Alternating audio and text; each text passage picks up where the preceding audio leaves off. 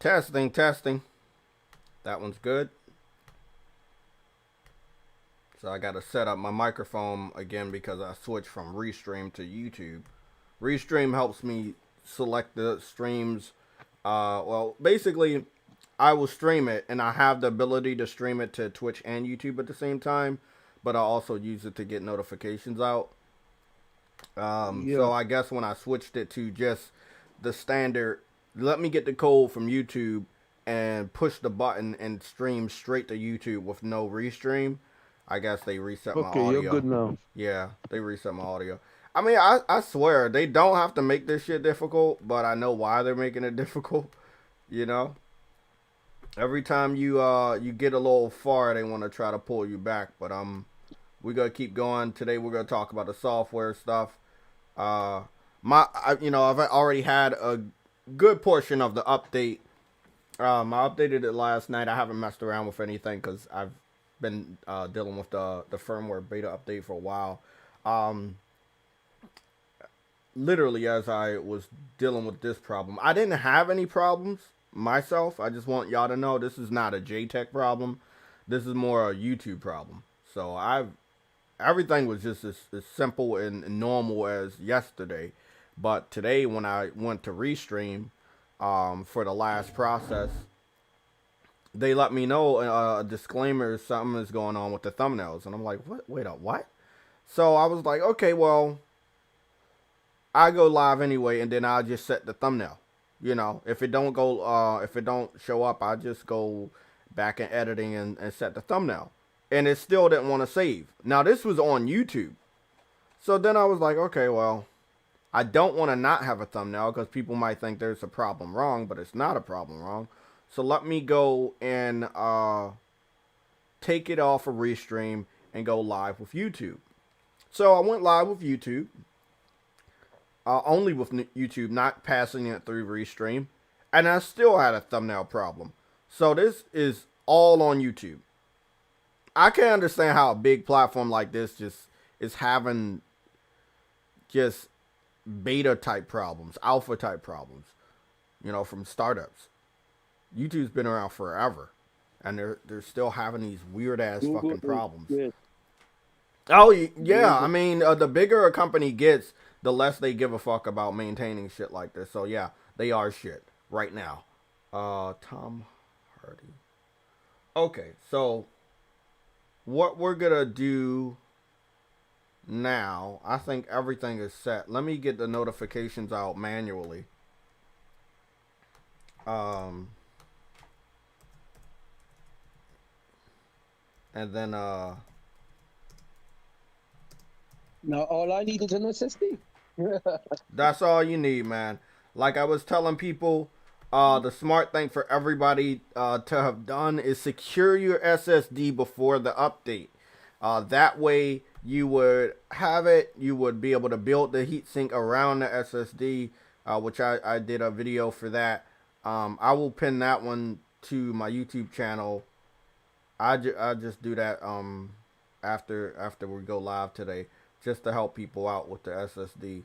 But Sony has put out two videos. They put up a short one today. They put up a walkthrough yesterday. I'm pretty sure they're gonna put up an English walkthrough if it's not already there. They're doing what they need to do to help people out. So let me go. It's not really that difficult though. Like, Well, Xbox fans try to make it like it was the most impossible thing, like brain surgery or some dumbass shit. You know how these weirdos are. Um, so let's see. Let's pin that.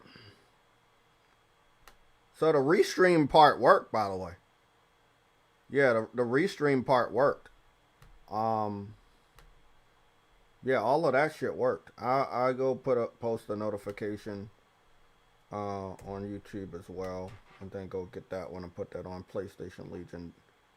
Um, it's so weird, man. Like, how you gotta have a fucking problem with thumbnails?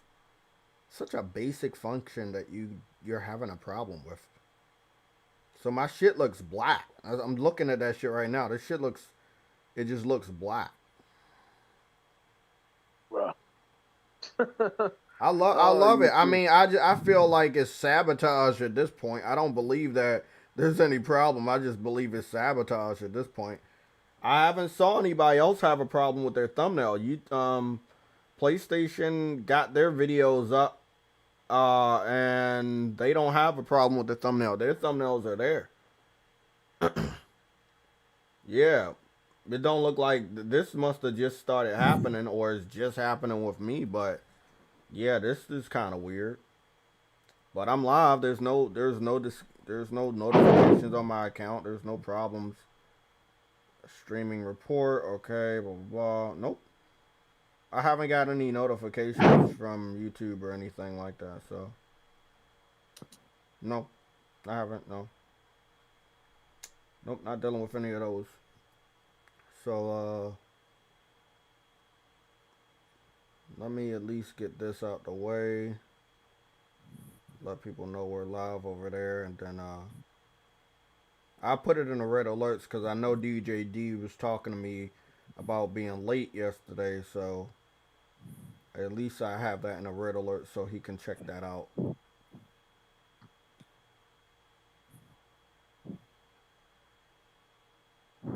Okay, and we'll put that picture right there. Okay, and then last but not least, I'll put it in the community section. I swear this shit. To be quite fair though, Jet, any video I've uploaded in any recent times never had any thumbnails. So You haven't saw any thumbnails on other videos? any of the ones I put out, and I've seen people with no thumbnails either. So I don't think it's just you. But how the fuck is YouTube having a problem with thumbnails? I have no clue. The fuck? You remember that theory I told you about, that the internet would not be able to hold all the data, that it would have problems? Yeah. Yep. Just remember that theory. I heard about that theory about maybe over 10 years ago. It was a documentary I was looking at. And I believed it. But I believe it more so now because there's so many more people on the internet. But this could be for individual servers or the entire internet one day. That it's just too much data. Fucking stupid.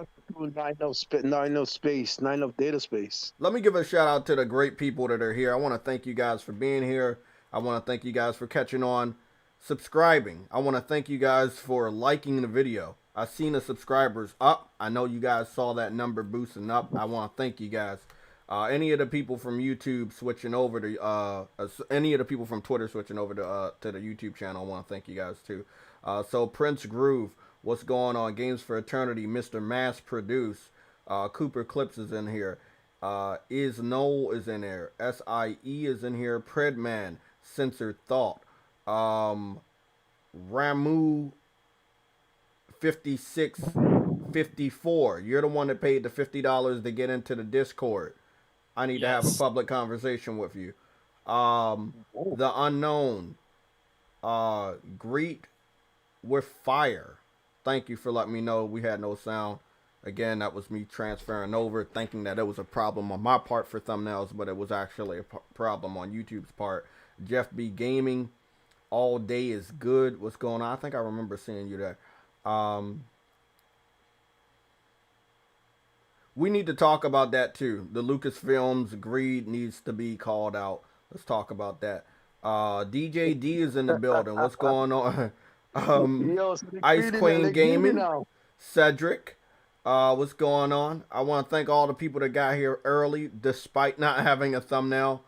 I thought it was a JTech problem. It seems that it was just all on YouTube. So, you know, I have the same fucking setup that I have every day. All I do is switch out the thumbnail and we have different talking points.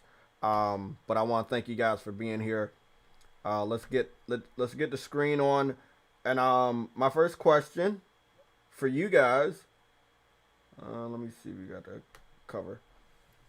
My first question for you guys before we dive into any of the videos on YouTube and stuff. How do you like the update? Do you like the update at all?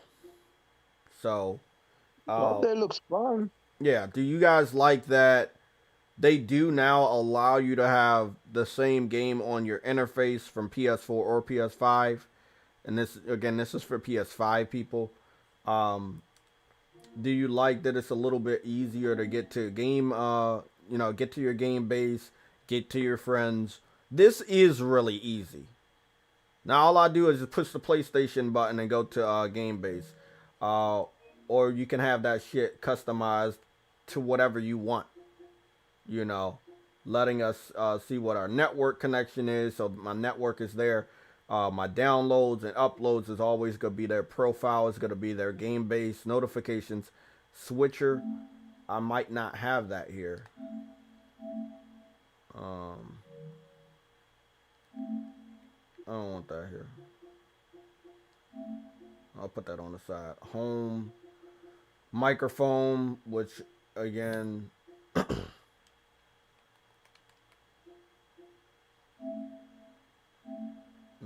we don't need that. Microphone, accessories, yeah. So stuff like that. So it's really up to you however you want your your brand new cross media bar to be. You have always had this option, but they made it a little bit much better. So whatever I have here is what I have here, as you see how it's set up. So it allows me to get to where I what I want quicker. So I got home over here. I got notifications here. I got game base here. This way I can check my messages, and then I can also check my, you know, over here and see who's live and shit like that. So um, I like it. I like it. It lets me really get the shit real quick.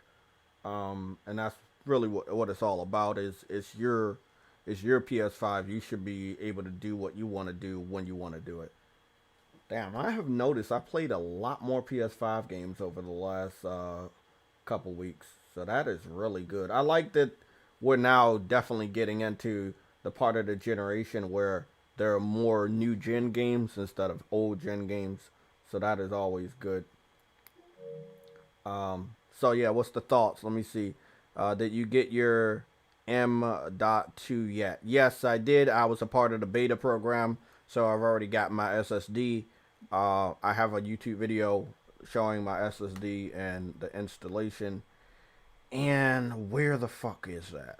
That should be in the JTech TV updates. Yes, it's the first video in the JTech TV updates playlist section. It has my face there. It says JTech TV PS5, 1 terabyte SSD video. It's only 5 minutes and 27 seconds.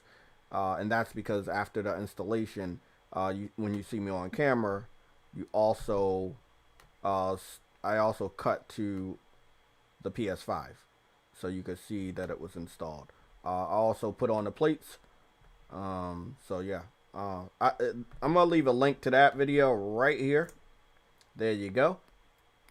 So there we go. We got a link right there. Thanks to the 53 people that are here with us.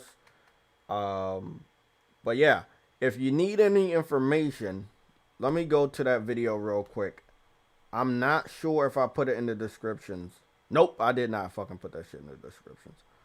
But if you need any information on the SSD that I got or the heat sinks, I can post those links and help you out with that. I wonder what my PS5 was doing. The update woke me up at 3 a.m. Oh shit. Oh shit. I had my curtains open, right? My curtains were closed, but it was open enough for like that little ray of sun to shine through, and I kept waking up because of that shit. So I wanted to get a full night's sleep, and then the air was blasting, and I don't like being too cold. So yeah. Jeff B Gaming. I'm debating the Westgate and the Samsung. I can't speak on Samsung. I have Westgate. I have the Western Digital. What's the best one to get? It will be the one that Mark Cerny talked about, because I got that and I haven't had a single problem. Yeah. What's going on, Cat Lover 92? How you doing, man? What? I'm just over here trying to learn about the update. Did that update your shirt too? I noticed it's extra mustardy today. It is a mustard shirt. Yeah. Bright and yellow. Wait up. What? What? Trying to figure out what the fuck happened right there. Ooh. May I compliment the color of your PlayStation 5? Yeah. Look at that shit. Yeah, I got the mustard shirt on. Yeah, that's definitely. Oh, thanks, man, for the PlayStation 5 compliment. I wanted my PS5 to represent my fucking favorite color scheme, and that is red and black. So, yeah, I am not. I did not want to stick with white. There are a lot of shells now. Like, what is it? The PS5 is gonna be a year old in like maybe a month or two. And we're sitting at like a lot of shells, red shells. And what I mean by that is the panels, people. We got digital panels, physical panels, red, blue, black, all types of colors out there. So whatever you want your system to be, you can have it that way. And we have a couple of controllers out here. And even if Sony doesn't have the colors you want, you can have it custom made with the shells you want. Also, as you guys know, the underbellies, these are very easy to find and buy now. I found a good amount of mine. I have 3. Found mine on Amazon, which allowed me to make the black controller. They gave me a black and red controller. So, lots of customization. And with that note, I will confirm that I will be getting a PlayStation headset finally. They are releasing the all black PlayStation headsets. Midnight. Yes, the Midnight Black PlayStation 5 3D audio headsets. I did want those. I know $100 is a little steep for my budget when it comes to me getting accessories, but fuck it. It's all black. I'm gonna jump on that. So very excited about that. Very, very, very excited about that.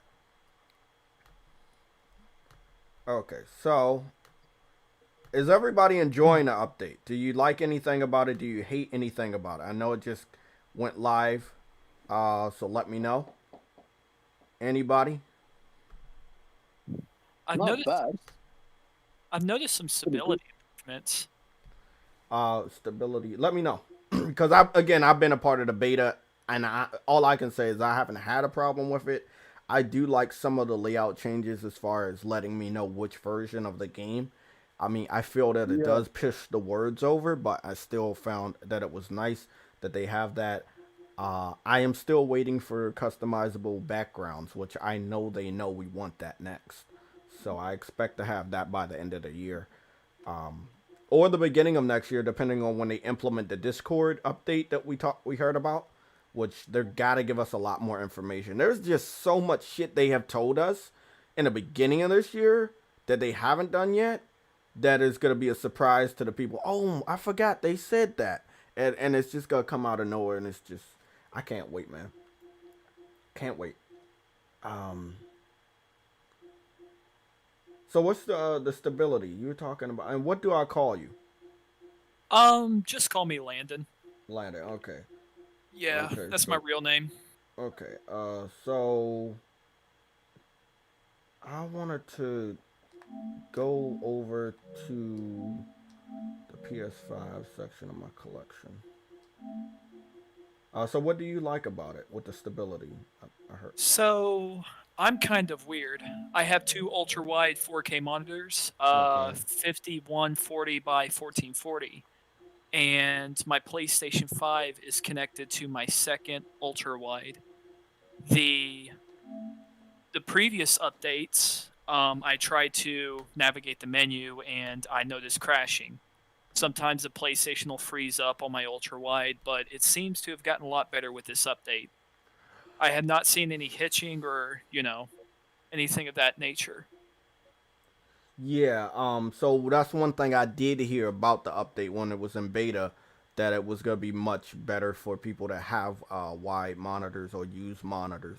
So I'm glad that you are a person that have a monitor and you can speak with us and let us know how that worked out. So that's awesome, because they I, do know people use monitors, so that was pretty cool that they help people out. My Xbox has also had issues, but it seems like they haven't fixed that yet. Oh. Yeah. Wait, they patch it so you can use 1440p monitors? So my monitor is considered a 4K monitor, but it's an ultra wide, so it's going to be 1440 by I think it's like 5160. Let me check my order history. Yeah, mine's only It's 1080p, but if they fix them, I'll comp a 1440p Samsung one. S9. Samsung S. No, it's not the S9. It's the Odyssey G9. That's the one I have. Okay. It's 5120 by 1440.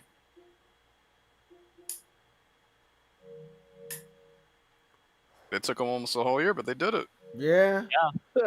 Lazy bastards.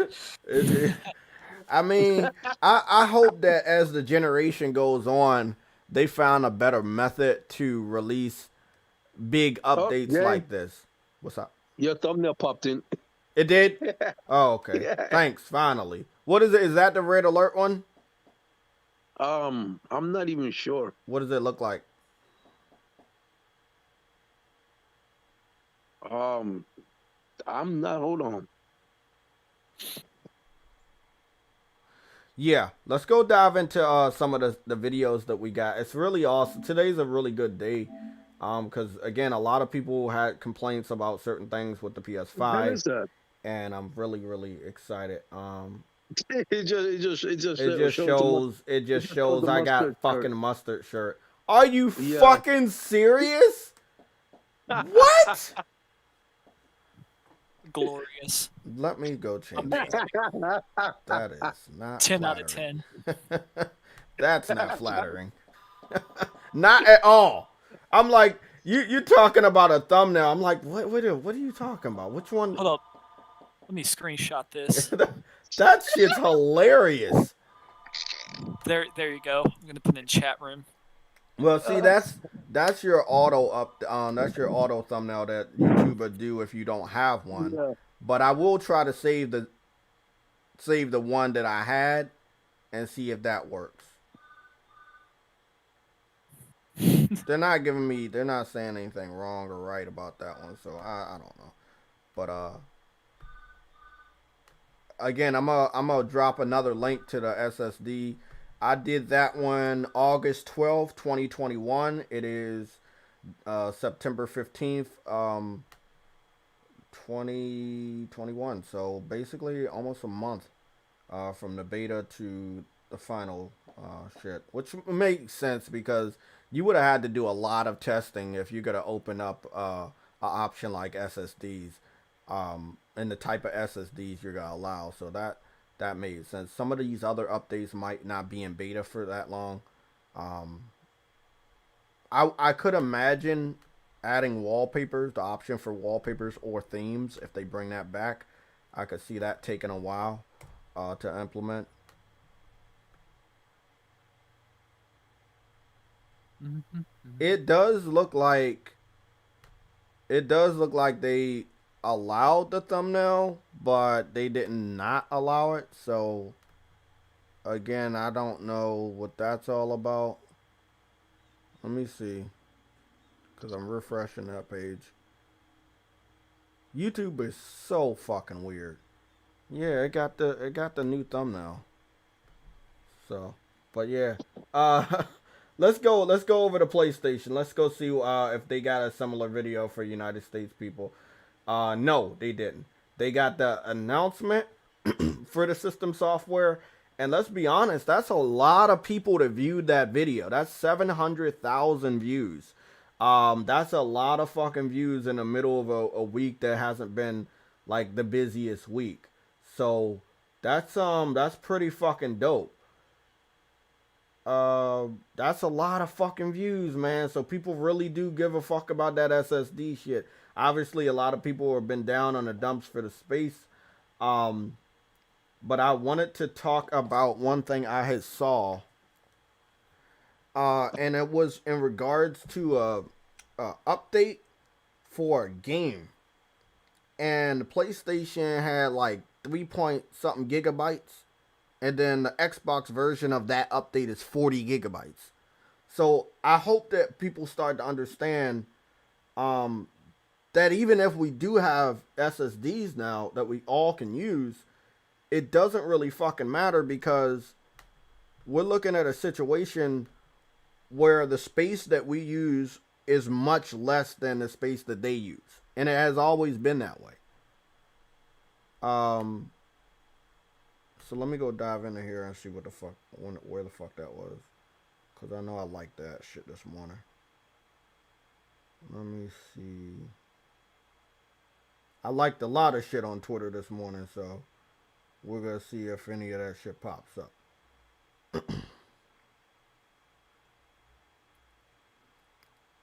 I wonder if Corsair is supported. What's that? Explain. The Corsair MP600. It's just a it's actually the SSD I have in my computer, and I have a couple extras. Maybe I could put that in my PlayStation 5 and see if it works.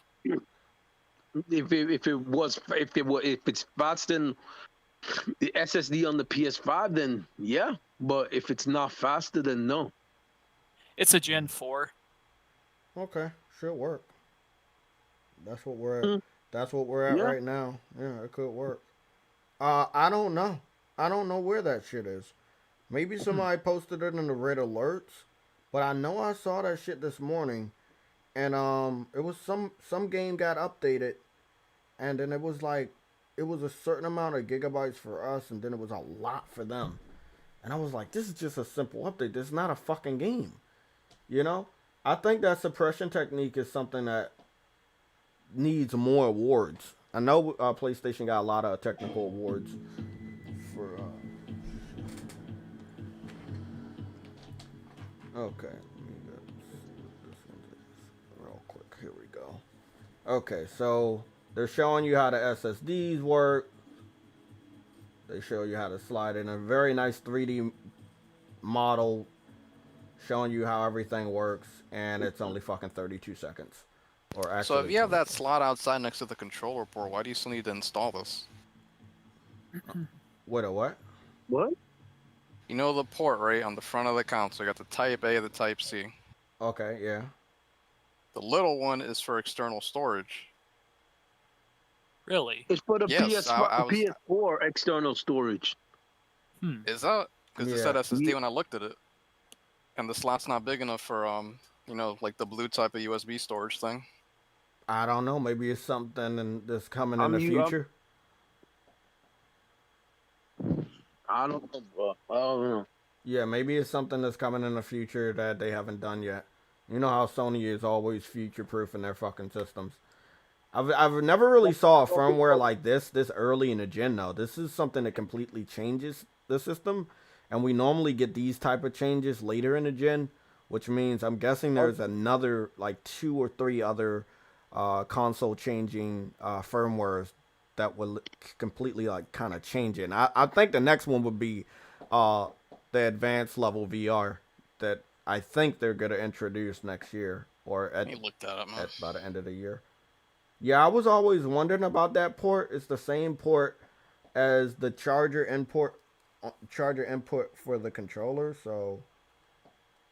Oh yeah, I must not paid attention to it because I thought you were talking about for the charger and stuff like that, and I'm like, that's also for an external. So. I initially thought that was just the hub port to connect whatever external thing you wanted, but yeah, no, it says it's for the camera or the HD camera. Require an adapter to work, but I got the camera on the back of the console. Yeah, me too. Yeah. I don't know. I have no idea. I don't know. Maybe they have an external SSD coming in the future. I don't know. So it says recommended you connect PS5 extended storage to the USB Type-C port. Dude, this is so ambiguous. All right. Yeah.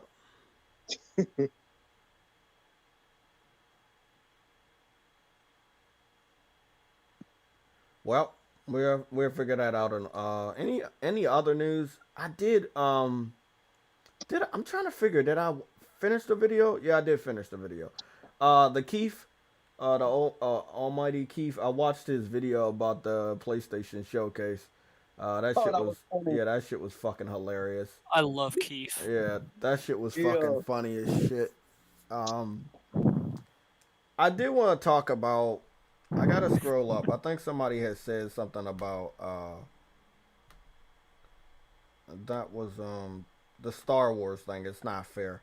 I feel like Oh if boy. Microsoft, no, just hear me out, man. I want to play devil advocate, right? Microsoft went after Bethesda. They potentially can keep every single Bethesda game off of PlayStation if they want. Right? That's just how you do. You do that type of thing to make your system Okay. more attractive. Hold on, Truity. Okay. Hold on. I know, but hold on. Hear me out. You get exclusives to make your system attractive, or you have exclusive things to make your business more attractive. You do something that your other competitors can't do. Let's say these safety picks that I've been seeing on these car advertisements, right?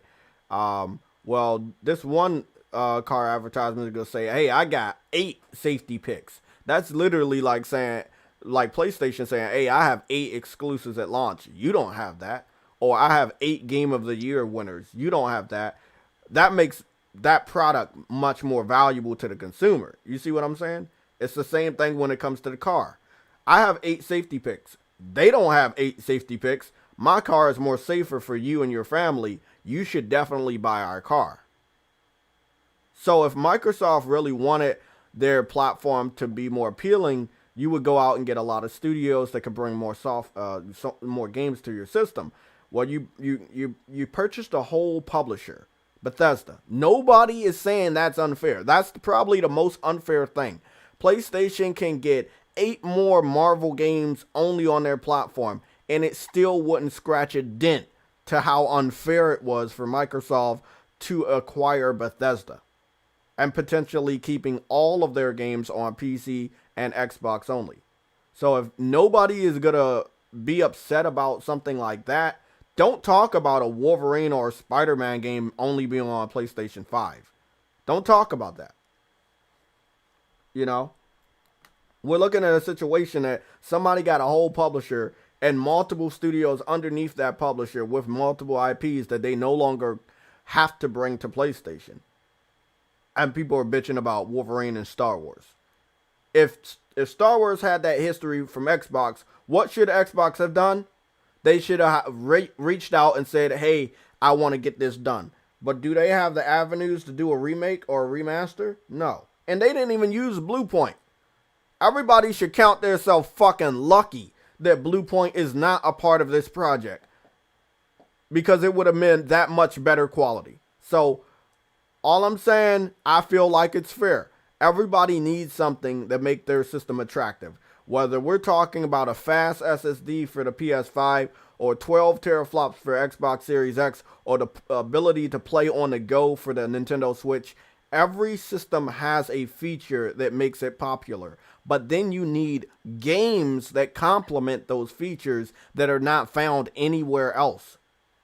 Even if you talk about PC, there's not one owner of PC. There's not one company that owns all of PC, right? It's a very open platform. But they have a lot of exclusives that are not available on Switch, not available on PlayStation, not available on Xbox. It makes the system itself or the option itself more appealing. Exclusives are always going to be here. It doesn't matter who has them. They will always be here because they need to be here. It makes your system not more appealing even after you look past the features or options.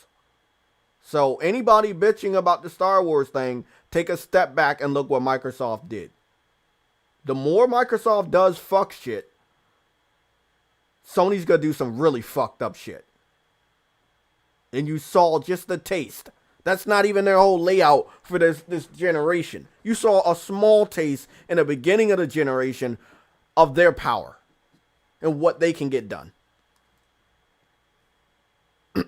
They already have a solution for memory.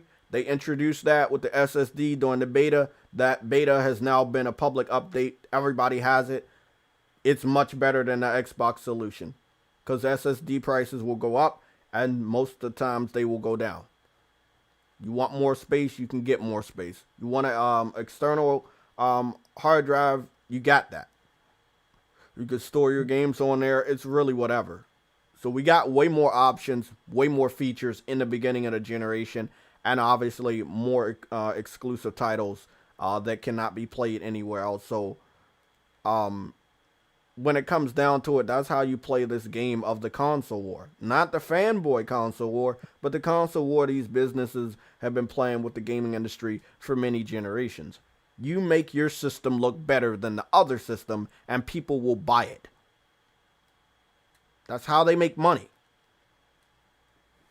Xbox had the same amount of time as PlayStation to argue their case while the systems were on the market, why you should buy their system. And they have not been doing a good job outside of, we have Game Pass, you don't have to buy games anymore. That was their plan.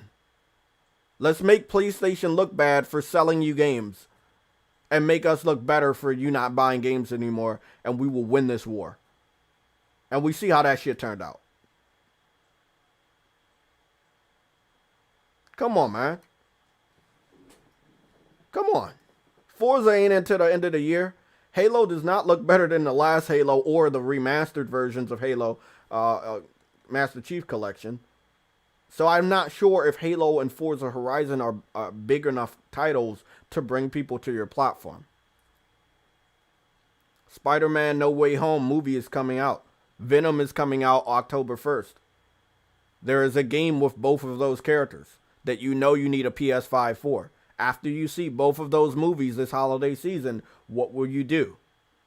You will make your way back home to play a game with one of those characters. That's just how it is. That is smart marketing. You own the rights for the movie character of Spider-Man and Venom, and now you're using that power to implement them into the video game. And as we saw from the last couple Tom Holland movies, even Andrew Garfield and the Tobey Maguire movie suits are in Spider-Man PS4 and Spider-Man PS4 Remaster. That is smart marketing, meaning that the new Tom Holland movie will probably have 2 new suits that will also be implemented into Spider-Man PS4 and Spider-Man PS4 Remaster for free. Xbox can't do shit like that. But they got more money than Sony, so they should be able to. But they decide not to. They're putting all... Huh? Oh, yeah. Go on. Talk. Oh, I was just going to say, I really hope Halo doesn't end up like Cyberpunk. I will be so disappointed. I don't feel like it will be as broken as Cyberpunk. But if you're talking about the generic thing we've been seeing in our gaming industry of games being overhyped and not living up to the hype, just from somebody outside looking in at that situation, I do feel like it has been overhyped. You know, ever since we saw Craig last year, or the scattering of their public beta for the fans this year, I do feel like there's a problem there. There is also a lot of competition this holiday season when we're talking about first-person shooters or multiplayer titles. Whether we're talking about the existing Call of Duty Battlefield, Call of Duty Warzone, or the new Call of Duty game, or Battlefield, or even the biggest threat. It is such a great game, Splitgate. Seeing that they got $100 million funding, they can do a lot more things with their servers and graphics, and I know their next-gen update is coming soon. I can't wait. I've really enjoyed that game. It gives me the... it's like Unreal Tournament and Quake mixed together with, Portal and like the classic Halo, and it's always fun. Every time I get on there, it's always been fun. And I hope Halo is fun for the people that play it. If a game is fun, it will keep you coming back. No matter what other games release, it will always keep you coming back. You will never forget about that game. So I hope that Halo Infinite is fun. I hope that the servers are alright. And they have to have some way to continue to bring people back to that ecosystem after they play Call of Duty or Battlefield this holiday season. So, yeah. I don't know about the story. I think they got about 2 months to start really diving into the story of Halo, the campaign. I know they are rushing. I would imagine they're crunching over there because there have been some rumors that the game was supposed to be delayed until next year, but they are trying their hardest to make sure that the game comes out this year. So I don't know if the game is going to be good because they're rushing or if the game is going to be better because they're rushing. So I couldn't really tell you. Oh, Jay. Mm-hmm. Oh, you go ahead, True. Regarding that whole, the hell, man, what? Okay, can you hear me now? What's going on, Enzo? Yeah, I can hear you, True Woody. Oh, damn it! Someone called me and interrupted my audio. Okay. Anyways, hold on. Yeah, regarding that whole Star Wars, Star Wars stuff, right? Mm-hmm. Microsoft did try and go after this Star Wars. That's what a lot of people are saying. Microsoft did try to go after it, but Sony got it. But you want to know what I feel that happened? Because here's the thing. Remember what Phil Spencer said. He said it himself. He says that everything we do, it's done around Game Pass. They probably went after freaking Star Wars, hoping to make strike a deal to put it exclusively in Game Pass. I don't think Marvel or Disney wants that. I don't think anybody wants Avengers. that. It's failing, but yet they have not gotten it into Game Pass yet. Why not? I don't think none of them want their games in that service. Yeah, I mean, we heard what I think the president of Take-Two or Rockstar said that it's not viable for big titles. No, it's not. For smaller titles, it might be better to introduce people to a game that they've never played before, and hopefully they're nice enough to buy the game and help support the indie developer. But when it comes to these bigger titles with bigger budgets, just literally giving your game away for free after an entry fee or a contract money from Microsoft to get that game on that service for a limited amount of time, I just don't know if the return would be as big as just releasing the game and have people buy it. That's the thing, bro. The thing is, what I'm saying is that they're going after it in the sense of where its own is for Game Pass. It's not only for sale. It's also for Game Pass, and I don't think these companies want to put their stuff in Game Pass. So in other words, Sony got that Star Wars license, which is the reason why people are upset. Is because guess what? Sony is not putting it in a service day one. Mm-hmm. Gaming Relic. You said Square Enix said that Game Pass helped sell Outriders, but the developers of Outriders said that they have not saw any money come from that deal. Exactly. Square Enix got the deal. They got the deal and they got the money up front, but the people that made Outriders have not saw any money come from it being on Game Pass. So again, it's a tale of two stories. You know, when you have a publisher that's making the deal with Microsoft to get that developer's game on there, the publisher is the one making that money. The developer is not. So listen, here's the thing, right? Remember, Phil Spencer said that when a game goes to Game Pass, it sells more. The fact of the matter is, it clearly is not selling because that's why Square Enix put the game on there, because Microsoft said it would still sell. Now that the game's on there, it didn't sell. How are you gonna make that money? Because the fact of the matter is, that studio was meant to get a certain amount of sales for them to get that freaking royalty. It didn't make that certain sales. So how are you supposed to get that royalty? Like you see, it's a dilemma, because if they didn't put it into Game Pass, they probably wouldn't have gotten the sales anyways.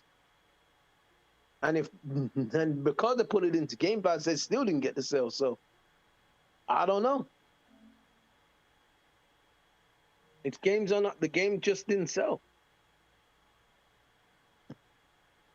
You can't have one platform do all the work. Well, that's the sad thing. It's really, I told you that every so often the big three changes. It's either PlayStation, PC, and Nintendo Switch, or PlayStation, PC, Xbox, or PlayStation, Xbox, and PC, or like they're changing. It's four of us, but sometimes certain people will cut out. Let's say Japanese RPG. I saw a couple of them skip Xbox. They would go to PlayStation and Switch and PC, but they won't go to Xbox. Now I saw a lot of games skip Switch because it's not powerful. So what they do is they put it on PlayStation, Xbox, and PC because the Switch isn't powerful. But It's a cutthroat. huh? Well, go ahead. I was just saying it's a cutthroat industry. Exactly. Listen, And if they have information, hold on, Truity. If they have information that we don't have as gamers, that a game sells better on one platform, whether it is an indie title or a Japanese RPG title, this is how you see some of these games just not going to Xbox. Now, the question is, how many deals can Microsoft make over the next 5 years to keep a good supply of games going to Game Pass from small, medium, and large standards? I don't know if they're willing to spend that much money just to make the subscription service look good, especially if their own gamers aren't falling for the advertisement and they're not subscribing. It's Well, a bold move. they got 40 to 50 million people on Xbox One. Why haven't they subscribed? Because it's just not appealing to them. That's what I just said. Like, Exactly. so You're right. Damn, I forgot your name. I'm horrible with names. Me. Damn, I forgot your name. What's your name, man? I'll actually just change my nickname. It's Landon. Landon. Okay, Yeah. Landon. So you were about to say something, and then True Woody took a L. He cut you off. I was just saying. I will say Xbox had balls. Phil Spencer, that took some guts to release Game Pass. I will say that. It's bold. I mean, I feel like it was necessary. For whatever reason, I don't know the mindset of the Xbox fans back then, but from what I studied as a gamer and a fan, in the fanboys side of the console war, I know that they were not necessarily in high spirits after PlayStation 4 had a cheaper system and was more popular. And this was before both systems launched in 2013. So it was kind of like, I'm not very enthusiastic as an Xbox fan to buy these games because you're not winning, you know? And it's like, that carried on for 2 straight years. And they were losing in hardware, and they were definitely losing in software. Xbox had made strides to get good IPs over there. Quantum Break, exclusive IP. Sunset Overdrive, making a contract with Insomniac Games for that exclusive IP. They were tons of different games they were trying to put out. Rise, Son of Rome, Dead Rising 3 and 4, getting a 1-year time exclusivity for the Tomb Raider games. So they were really trying to get back to their fans in the first 2 to 3 years, but their fans were not buying games. And when your fans don't buy games at the rate you really need them to, what else can you do as a company? You have to find a way to get them to at least pay you a little bit of money to play these games. And that's where you come into the subscription service of Game Pass, which was necessary. If they're not buying games, and you do need money from somebody buying games, but they don't want to buy games, what do you do to get money from the games you've made? The only thing you can do is just, hey, put the subscription service out there. Give us a little bit of money. We don't even give a fuck if you play the games. Same shit with Netflix. I pay for Netflix monthly, and sometimes I don't even use it for a whole month, but I'm still paying for it. That's how these subscription services are.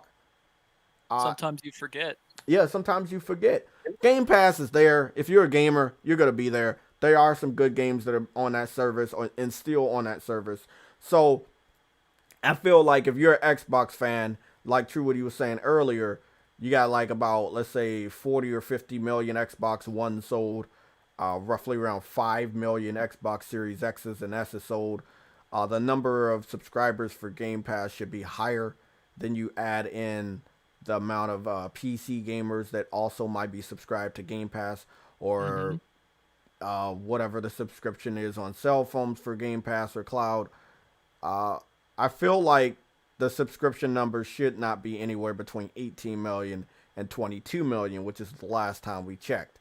It should definitely be about 30 to 40 million. I mean, look at Disney Plus. They came on the scene late as fuck, and they just broke into 100 million in less than a year. It's the content that you have. And if you have the IPs, you have to put out the good content. I don't feel like Xbox is going to get ahead anymore by relying heavily on third party. When you have so many first party studios you acquired over the last 3 years. So put those guys to work and let us see what they can do. I have some food for thought. Mm-hmm. I know Gabe Newell, the Steam Deck is going to have an Arch-based Linux distribution on it. Yeah, so I know Steam is making the push to Linux away from Windows. I wonder if it has something to do with Xbox Game Pass and Epic Games Launcher. I don't know. I've just been thinking about it for the past week. Might. I know that Microsoft was very happy about the Steam Deck being a very open platform and allowing Game Pass on there. So that's true. I mean, hey, you can take your Xbox games on the go. Yeah, I mean, you got let's be honest, you got a portable system for Xbox users. I can't wait to see the Steam Deck out into the wild. I want to see, if people are really going to enjoy it as a Switch alternative. Because we've always wanted that. I think the whole gaming community wanted a more powerful Switch. I can't wait for the day that Nintendo matures. It might be another 20 years, and it's not really like a dig at Nintendo. It's just, why change when you're making so much money? They're making so much money on weaker hardware and keeping their prices of their games high as fuck. Their games haven't dropped out of $50 ever. Not even on holidays. Nintendo isn't the same company that I remember. It's changed. From what generation? I don't know, just, I grew up on Nintendo, and I don't know if it's perhaps a placebo effect. Maybe I just never noticed it, but me being as old as I am now, I'm starting to see that Nintendo is fairly anti-consumer. They've always been like that. That way. Right. So maybe it was just my perceptions changed. I don't know. It's just kind of depressing to see it as it is today. Well, the thing is, Nintendo will never change because the fans don't demand them to change. That's true. Hey. It almost seems like Nintendo fans just, let me add something in there, True Woody. My mic was muted. I feel like they don't demand change because they're satisfied. Well, your mic keeps chipping out, Jay. Okay. Is it better now? Because I had muted my mic. You're good. Okay. You're good. Okay. Yeah, I muted my mic because I had to step away. But I feel like they don't demand change because they're satisfied. They're getting Zeldas, they're getting Marios, they're getting Pokemons. They're getting some Japanese RPGs. They're getting Smash Brothers characters. Yeah, but they're losing a lot of. Okay, put it this way, right?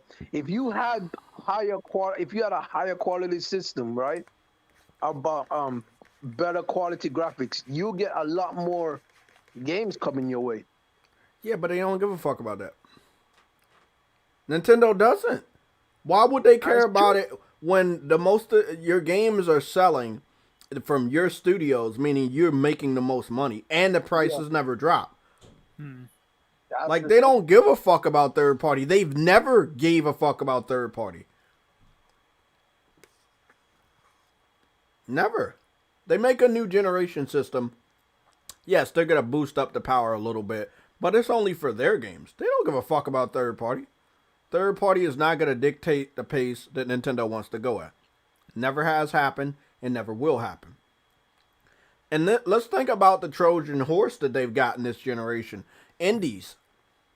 Indie games that they get are not very demanding. They got a whole market of indie games on Switch.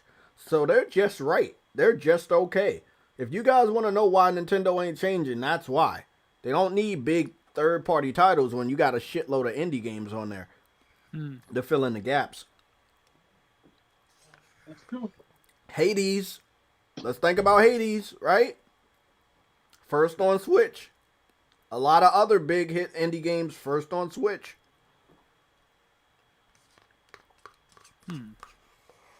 So, hey, Nintendo is that little baby in a corner that is not actually a baby.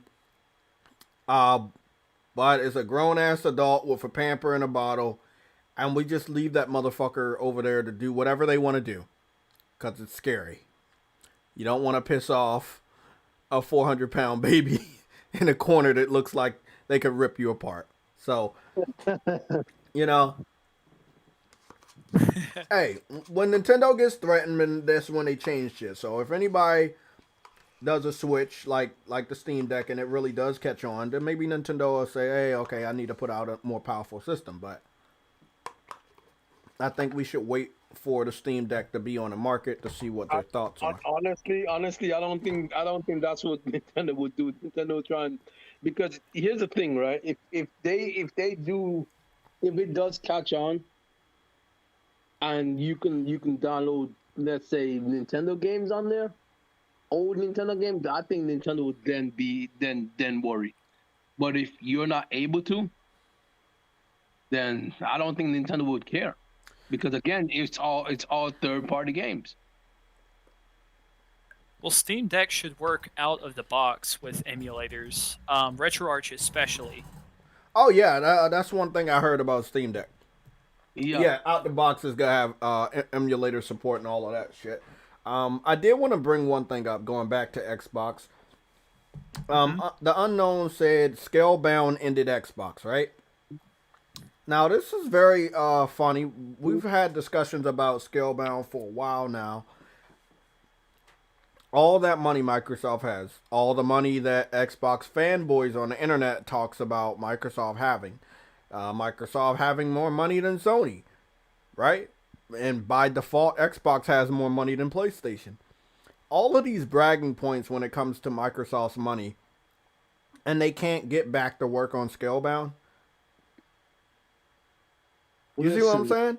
They spent $7.5 billion on Bethesda, but they won't make an exclusive. Again, I know it's rhetorical. They don't want to make exclusives because they don't sell and they don't make money off of it.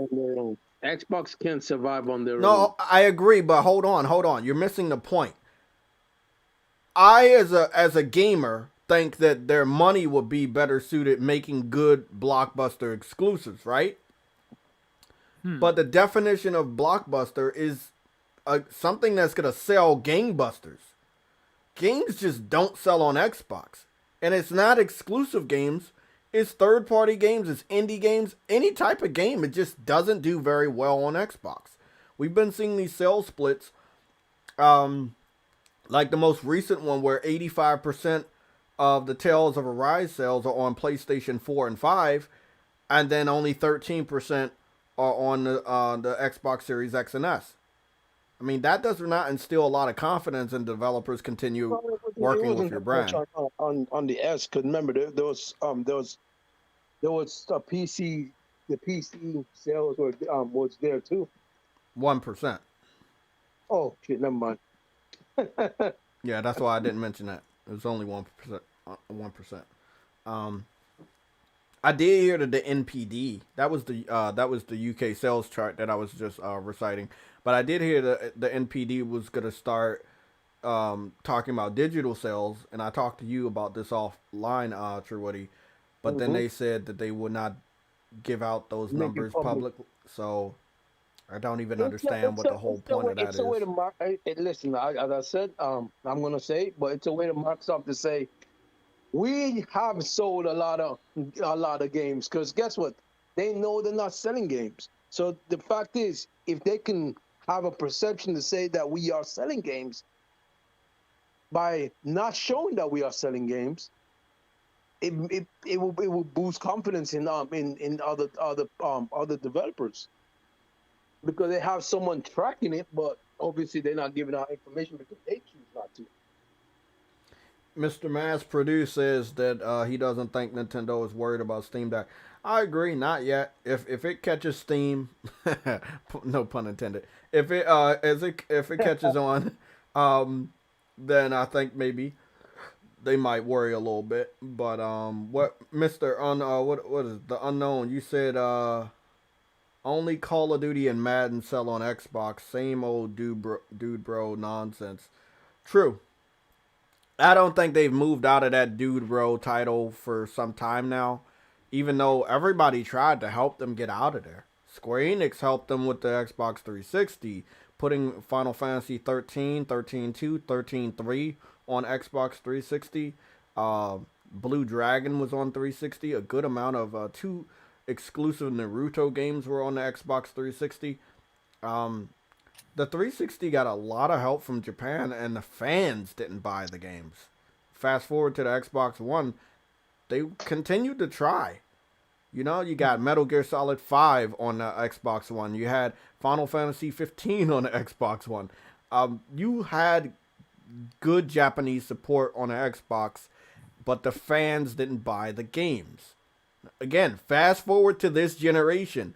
Tales of Arise just came out. We just recited the sales. 85% of the sales in the UK came from the PlayStation 5 and 4, and then 13% came from Xbox Series X and S. That's a Japanese game. This is UK sales chart. We already know how it would be in Japan. We probably can imagine how it would be in the United States based on the buying habits of United States gamers for the Xbox brand.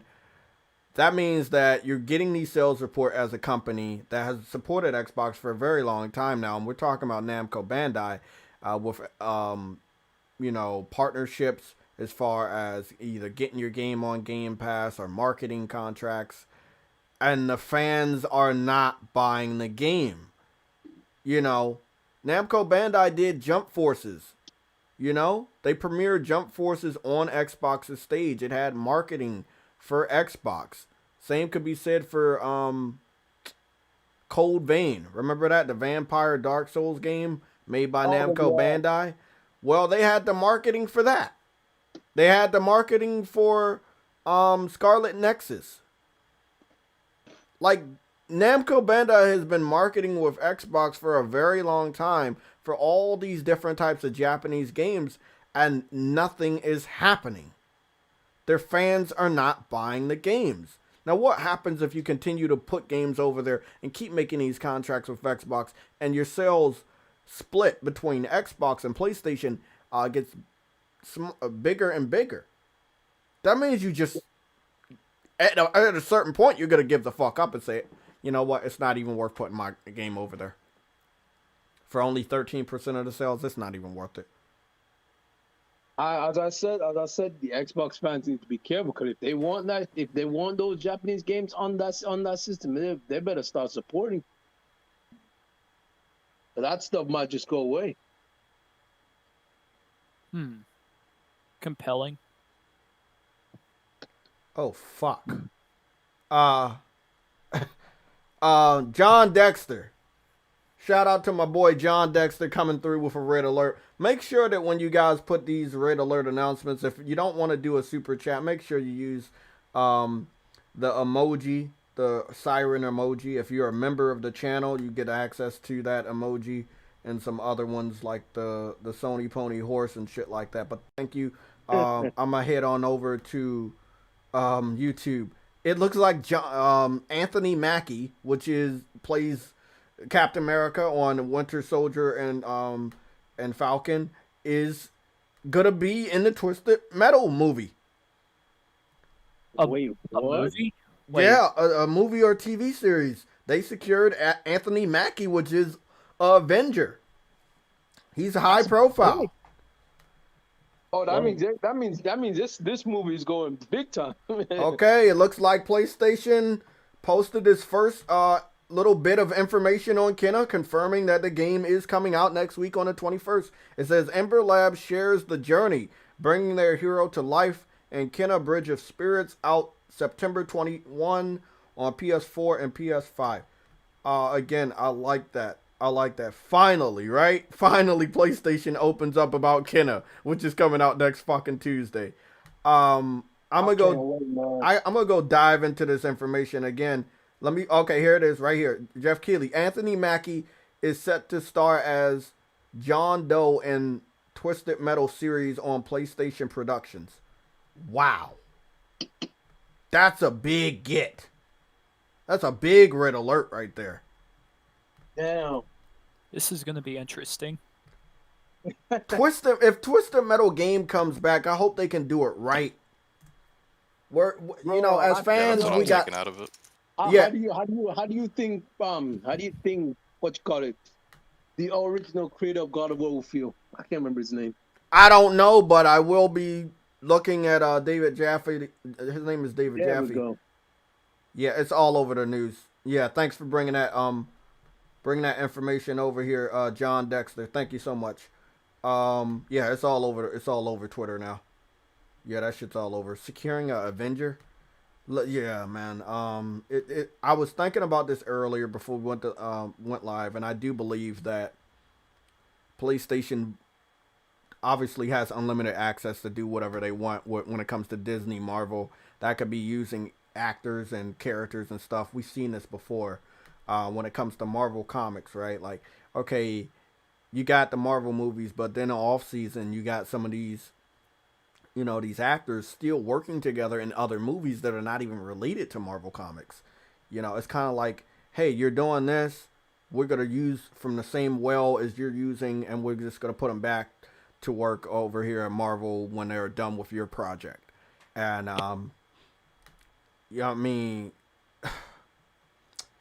well, I just don't feel like PlayStation is ready to let their foot off of Xbox's throat. Yes, we got a firmware update today. Was it the one people wanted? Yes, we did. Yes, but then we turn around and get news like this, pretty much confirming that Disney and Sony are in bed with each other.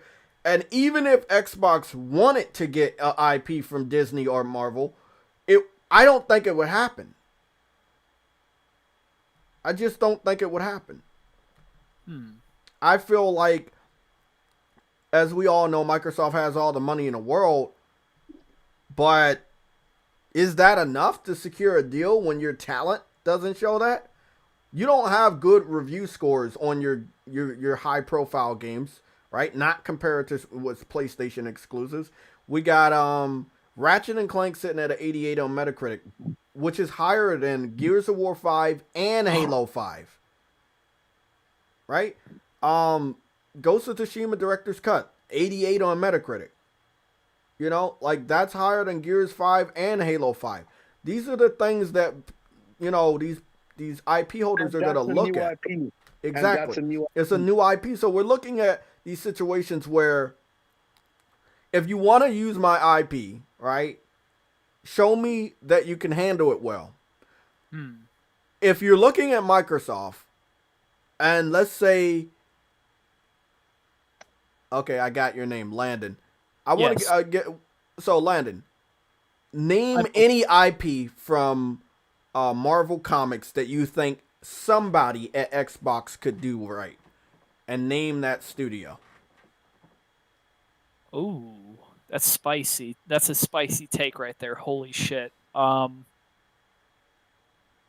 First off, I'm going to have to admit I have some bias here because whenever it comes to Marvel, I was a huge fan of The Punisher. Okay.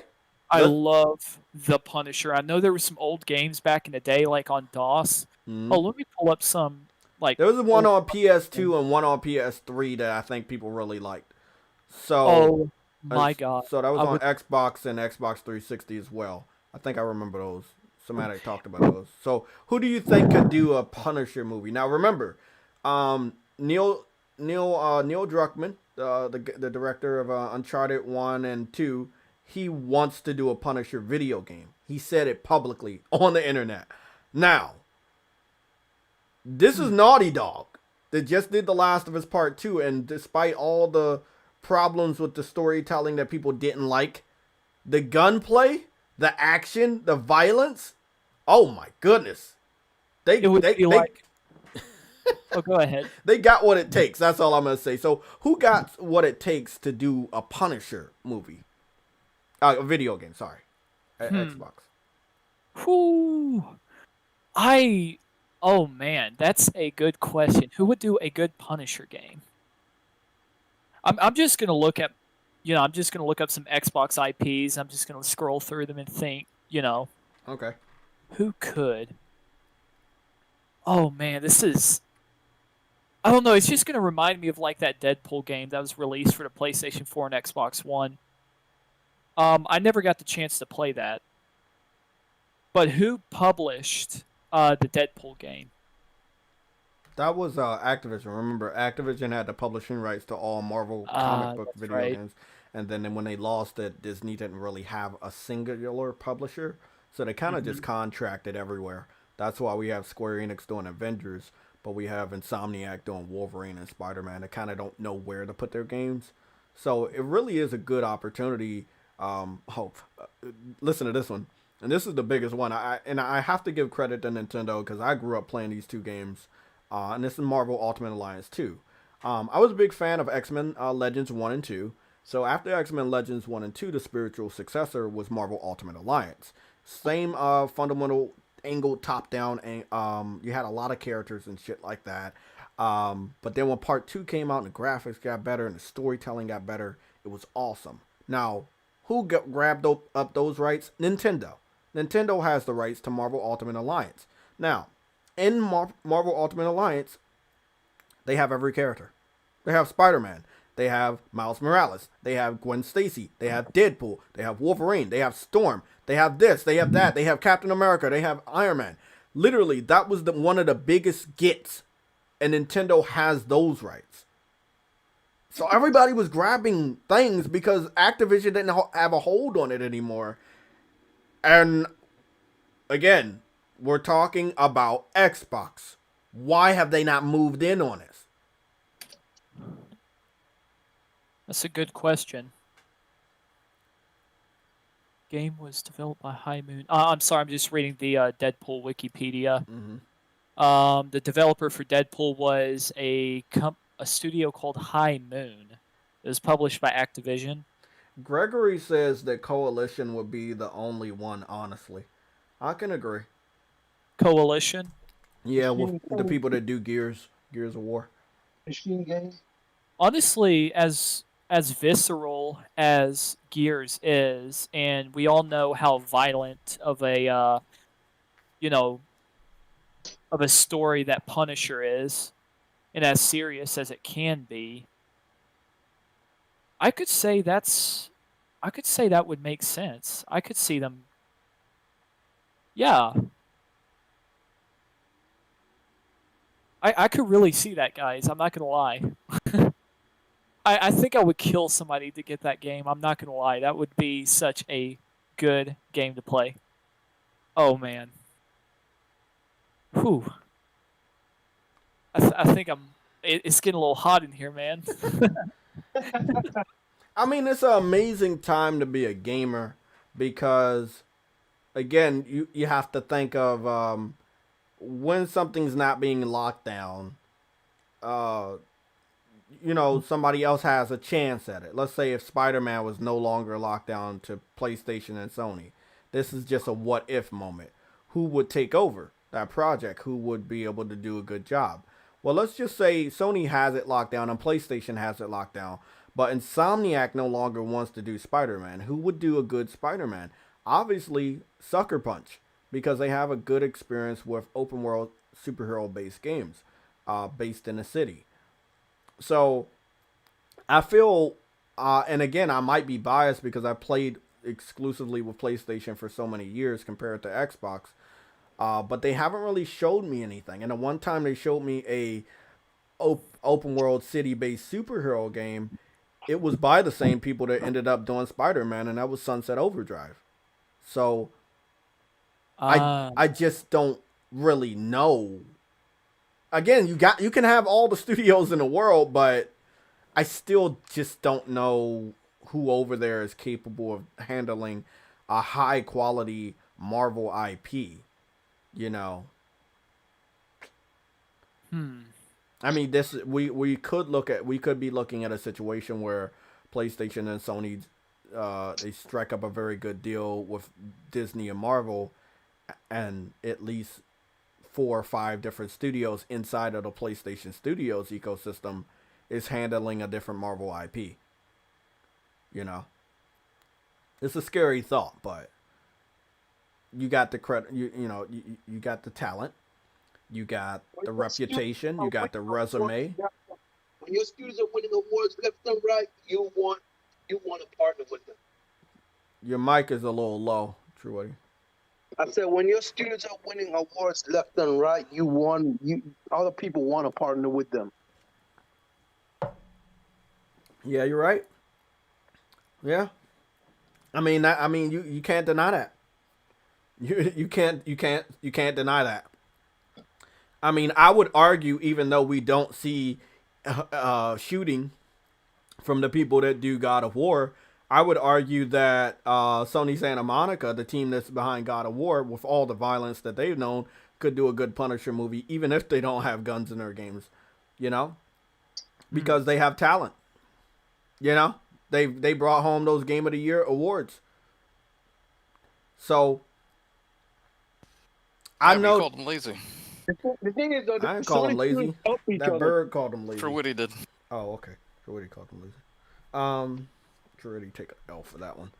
But yeah, I mean, I feel like Xbox, even after 3 generations or 4 generations here with us, they have to prove themselves, and they haven't done it. Like Sony reinvents themselves every gen. They have to prove themselves every gen. They proved themselves when they first stepped into the gaming industry with PlayStation 1. They did it again with PlayStation 2. They had to struggle to prove themselves to the market, to the industry, to their fans with the PS3. Then they did it all again with the PS4, and they're doing it again with the PS5. Nintendo, same path record. They did it with the NES, Super NES, the N64, GameCube, Wii. They struggled with the Wii U. They reinvented themselves with the Switch. Man, I mean, Xbox is the one where after the 360, after their second generation, they fell off. And for 2 straight generations, I'm sorry, nothing's going to change this gen. Because whoever's making your game is already have a game that they were making before they fucking got acquired. And I'm talking about Starfield. If Starfield is coming out at the end of next year, and we know that's a big game, these big games are in development for anywhere between, let's say, 3 and 4 years, maybe even 5 years. This game was in the works before you acquired them. So I'm not giving any credit to Microsoft doing shit. They're just a place where that game is going to be played. They did not help do anything related to that game. That's Bethesda, and you got to give them that credit. Same shit. Is, though, even in the future, you can't give them credit, because here's the thing. Bill Spencer said that they're leaving Bethesda to do what Bethesda does. They're not interfering with that. So even if Bethesda comes out with the next banger, that's not due to Xbox. That's due to what Bethesda does. Well, that's a good idea, Jeff B. Gaming. Yeah. Horizon Zero Dawn developers, Guerrilla, they could do a good Hawkeye game if they really wanted to. Oh yeah. Yeah, with the bow and arrow mechanics. I just feel like Sony has the studios, and these studios have made games that got awards that would make it very easy for them to do a Marvel game if they ever wanted to, you know? And Marvel is hot shit. If you get the rights to a Marvel game, it's just over for the competition, man. And Insomniac, within the Sony studios, has 2 IPs now from Marvel. two of the most popular superheroes in the Marvel comic books, Wolverine and Spider-Man. Damn, man. And we already got an Iron Man VR title. If I'm looking at this picture, nobody has done a Captain America game, but Captain America is a part of the Avengers and Marvel Ultimate Alliance 3 that's exclusive to the Nintendo Wii. Captain America was also available on a VR title that's only on PC, as well as Wolverine was in that game too, and a lot of other Marvel characters like Spider-Man. There's tons of cell phone games where there's a lot of, Spider-Man, Wolverine, Captain America in these games. So you can always have these characters part of a game that has a lot of other characters, kind of like a Fortnite. But you said there was a. Oh, I'm sorry. No, I was just saying, who can get one character and make a game based off of just that one character? That takes a lot more effort and skill. But a lot of the characters I'm looking at right here, they've all been in groups. Like X-Men. Wolverine is a part of X-Men. Spider-Man is a very singular character, but he has a lot of characters in his game. He crosses over with a lot of characters as well in the comic books. Daredevil sometimes works alone, but then he has the Marvel Knights, if you know, the people that are in New York City, the ones that don't have that many powers. He normally teams up with people like Blade and Elektra and even Spider-Man. Fantastic Four, self-explanatory. Deadpool sometimes works alone, but there's already been a couple games. Punisher, even though sometimes he works alone, he teams up with a good amount of people. So again, that's another singular game that could be made. But really, it's not that much room out there to get a character that's not going to be a game that's based on a group of characters. So I would say Deadpool, Punisher, and Daredevil. Somebody could grab up the rights to one of those guys, or tell a story of Captain America that hasn't been told. Hulk, I don't know what you do with that. That's gonna be a fun game, because the last Hulk game we got, where he was just destroying the fucking city, that was pretty fun. So somebody could get that game, but you still have to tell some sort of a story. It can't just be a classic 1990s, 2000 game where you're just running through a city destroying shit. So I don't even know if that would fit in today's, game market. It would be interesting. I was going to say, it would be interesting to see a Hulk game developed with Unreal Engine 5. Oh, yeah. Yeah, that would. Oh my god, that would it would probably sell like hotcakes. I'm not gonna lie. And also, just to reiterate, you said there was a Marvel VR game for PC. I was gonna ask. Yeah, what was it? I don't know, but it was one of the most beautiful games I've ever seen. Lincoln Clay had told me about it. Marvel VR game. It was really good. I don't know if it's supported anymore. There it again. It's Marvel Powers Unite VR. Oh. Yeah. Yeah, I have a Valve Index. Marvel Powers Unite. Yeah, it has Hulk, Captain Marvel, Wolverine, Spider-Man, Captain America, Black Panther, Storm. It just has so many characters in there. We're gonna go take a look at it right now, guys. Just to let y'all know, these IPs have been out there, and other people have been using the Marvel IPs after Activision kind of lost them. But long story short, Microsoft, with all the money they got, still hasn't done anything.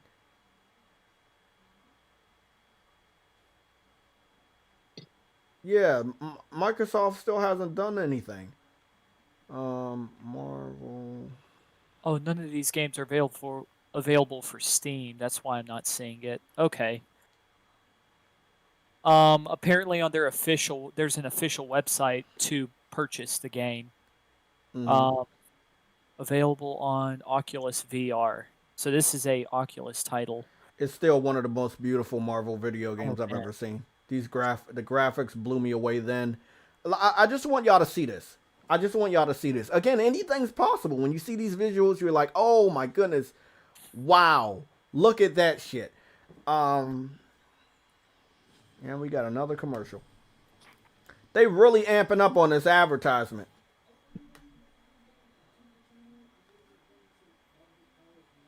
So let me go over here. You see how they got it's a it's a little comic booky, but it's nice, and I like the versions of the Marvel characters they have. They're very clear, very good looking. A lot of attention to detail. Again, this game is on PC. You're dumped into a game, and it is first person, and it's really, really good. Again, these are the type of games, and I want y'all to draw this pattern with me. When we have high fidelity VR and next generation VR, Oh yeah. on PlayStation, this might be a game you end up seeing. Now, I want y'all to remember, PlayStation has already given us 2 different Spider-Man VR titles. So along with 2 different Spider-Man games, you already have 2 exclusive Spider-Man VR games that are only on PlayStation 4. Again, the attention to detail looks really, really good. So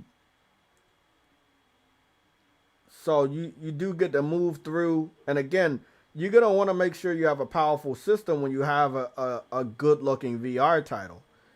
When we already know we got that with the PS5. So I can't wait to see what the next generation of VR looks like on console. Something that I think Xbox kind of dropped the ball on. I don't know what they don't like about VR. But they said it. I mean, they had promised that they were going to bring VR. The Xbox Scarlet was meant to be for VR. There was a lot of disappointed Xbox players whenever it was announced that they weren't releasing a VR headset for Xbox. I mean, just look at this situation, right? We got Wolverine, right? We got Star Wars, right? They don't like that. You want to know why they don't like Landon? You want to know why they don't like that we got Wolverine? They wanted Wolverine. They were on the internet saying that Phil Spencer should make a deal to get Wolverine. So they're very hurt by the fact that PlayStation grabbed that game up, possibly listening in on these conversations that were already public on the internet, that they wanted this game. So, let me see, man. Because it was like, there's a lot of different characters. Yeah, look at that. There's a lot of characters. Look at that. Spider-Man and Venom is in this game. Look at this shit. Deadpool is over there. It's just one of these hidden gems that's on, all platforms have hidden gems, but this is a Marvel-based hidden gem that is just so awesome. You get to go to different areas like Wakanda. You get to see a lot of different characters and stuff. Again, you got Spider-Man on here. You got Wolverine. It's really, really crazy. I just wish people would chill on Twitter. Everybody just at each other's throats. Oh my gosh. I rarely go on Twitter. There's only a few people, that actually use Twitter that I follow. But it's just like, it is such a cesspit. It is awful. Oh man. Oh gosh, it just makes my head hurt whenever I read Twitter. Whoa. They got Iceman on this game? Oh, by the way, this game is also online, so you can actually team up in a VR game with other players. So Captain Marvel is here, Doctor Strange, Storm. I just can't understand why we don't know a lot about such a beautiful game like this, man. I have a few friends I was just gonna say I have a few friends that have an Oculus Quest too. Uh, I might actually just get one just to play this.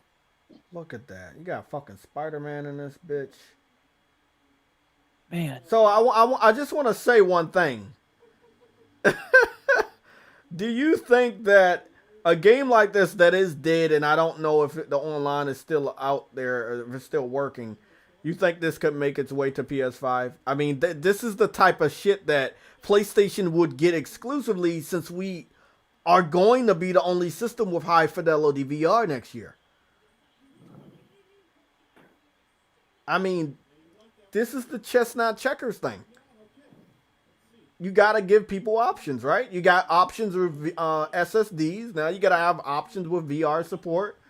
I mean, this is what you do. Hold on. So where's the options with the Xbox? It's proprietary now. Well, it was always proprietary. No, their SSD is proprietary. So I know, but it was always proprietary ever since last year. It was never not confirmed to be proprietary. No, it's just that I nobody know. bitched about it until now but we have the option to use SSD. I mean the fact that Microsoft always touts that we're all about options. Oh, that was a lie. That's just marketing talk. That's bullshit. They don't give a fuck about no options. I'm trying to fast forward because I did watch this video when I was talking to my boy Lincoln Clay. I think I had found out about this game last year from him. What? Look at the amount of characters they got. Iceman, Black Panther, Storm. It looks like that's Jean Grey, Hawkeye, Gamora from Guardians of the Galaxy, Rocket, Deadpool, Captain Marvel, Hulk. Look at this though. Look at their high quality Wolverine, bro. That looks dope. I'm just dumbfounded that I haven't heard of this before. Welcome to being a gamer. Like I found out about shit like this all the time. Like games that have been out I never heard of. It's just sometimes you gotta browse the internet, man. I mean, PC community do not announce. It's not even a PC community with this Truity. It's more so it's a VR game on PC. That makes it even harder to find. But it's I understand what Landon is saying. It's such a interesting concept that exists. How the fuck don't anybody know about it? I feel like this game should have got marketing better. Like, this is interesting. No modding. This is real. This is a real game. Have you ever seen Star Wars Squadrons in VR? I know this is kind of off topic, no, I haven't. Oh my god, I have been playing Star Wars Squadrons in VR so much. It is so fucking awesome, bro. I am not kidding. It is so cool. You can play with controller or keyboard, but you're actually in the cockpit. And you're like, having an all-out dogfight with other, fighters and other Star Wars themed ships and whatnot. It's like you're in the cockpit, right? Yeah, it's literally like you're in the cockpit. Look at that shit. Bro, look at that Wolverine model. God damn, that's high quality. I'm surprised something like that's running on the Oculus Quest 2, though. Finally get into VR, Jay? Man. I don't know, man, because I don't think my laptop can handle it. I'm going to get VR for PS5 because the PS5 is going to do the workload. But if I was to get into VR for PC, I would have to build a pretty powerful PC. Oh, that's only on PC? Yeah, this one is only on PC, but I do believe that Sony ain't stupid. And if this game is only on PC, they would find a way to make sure that's playable on PS5. You know how much of a hit this would be on PlayStation 5? That'll be overkill. It would be overkill. It wouldn't be anything like fucked up because it's exclusive. I mean, everybody else had the option to introduce their VR alternative for their consoles, and they didn't. So, hey. That is true. I mean, everybody had their option. So don't be upset when you see games like this floating around on VR next year for PS5. Like, I could see Sony doing some fuck shit like this. Oh, you want to wait for Spider-Man? You want to wait for Wolverine? That's all right. Well, we've been working with Marvel to bring this game that was only on PC to PlayStation 5. I could literally see them doing that shit. The next gen VR headset. Wow, that's tough. One thing I want to see, I want to see PlayStation players get a port of Beat Saber. We got Beat Saber. We have Beat Oh, Saber. you guys already do? Oh, I'm sorry. Yeah, Oh, well, awesome. All right. Yeah, I mean, day and date. Yeah, that was Shoot. that was a day and day title. Yeah. man, I mean, I did not know that. PlayStation's on their shit with VR. We even got the Darth Vader VR title. Like, it's really heavily supported on PlayStation. PlayStation has a lot of VR titles, but it's a lot of them that we don't have, like, you know, higher quality games like this. When we get that new VR headset, listen to the sound of my voice. The 55 people. It's 55 people in this chat, right? Y'all see this? Don't be surprised if you see it on PlayStation 5. It's not fucked up. Looks like he gonna kill someone, bro. It does.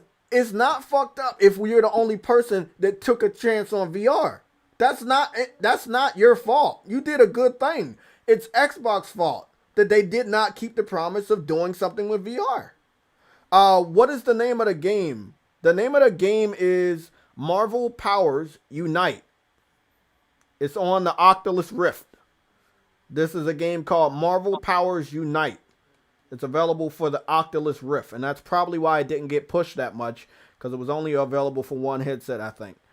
So, it's been out there for a while, though. This video is from 2018. I could honestly see PlayStation saying, "Hey, we're gonna give you this game on PlayStation 5." Verk's saying that game's no longer on PC. Where's it at? I guess it's just gone. That's a good thing. No, Sony can retrieve that shit if they wanted to. I'm just saying. I could honestly see Sony knowing more about VR and knowing games that were on VR and saying, okay, well, I want this. This one's no longer available. Okay, let me get the rights to this. Let me do this. Let me do this. Well, hopefully somebody gets it. I mean, I would hate to see it, you know, disappear. Exactly. I mean, yeah. I wouldn't care if, you know, if maybe Steam got it or Sony, or if Xbox managed to pull a VR headset out of their ass. I would not, I don't want to see this game disappear. Exactly. I know. Phil Spencer does not believe in Oh VR. my goodness, Star-Lord's on this game? This was the most ultimate Marvel game ever. This was like the best Marvel game ever. It really was. Yo, you got Jay Giddy, bro. No, I was like this when I saw it last year. I was the same fucking way. I'm just blown away that not enough people knew about this game. So fucking sad, man. I hate when games are like this. It's kind of like that Army Man game I found out about. It was on PC for 7 years. It came over to PlayStation late. It died. Didn't get enough marketing. I still own it. I still have it on my hard drive. It's such a great game, but I hate to see games become lost. Yeah, especially good ones, man. Nintendo, cough, cough. They got a lot of games they haven't used. Nintendo games aren't lost. They just bring back to you for 3 months at a time. No, they're lost, bro. I can name a good amount of games they haven't used for a long time. Nintendo the virtual console is so... Well, I mean, from the last time I've heard, the virtual console for the Nintendo Switch is so bare bones. It's not even funny. Yeah, I want to know what's up with... oh, they got good shadows on this game, too. I want to know what's up with Wave Race. And I also want to know what's going on with Quest 64, which was a really good RPG back in the day. That was my first RPG to ever play, Quest 64. And I was going to say, Nintendo wonders why people are emulating these games. You know, it's just... They got, like True what he said, they're going to bring that shit back to you for like $50, $60 with no improvements. That's the one thing I don't like about Nintendo having a weak system, is that they bring back an old game and they basically do nothing to it. talk about that Mario. 64. Oh my freaking goodness. What? Oh, I gotta look at this. Spider-Man versus Venom.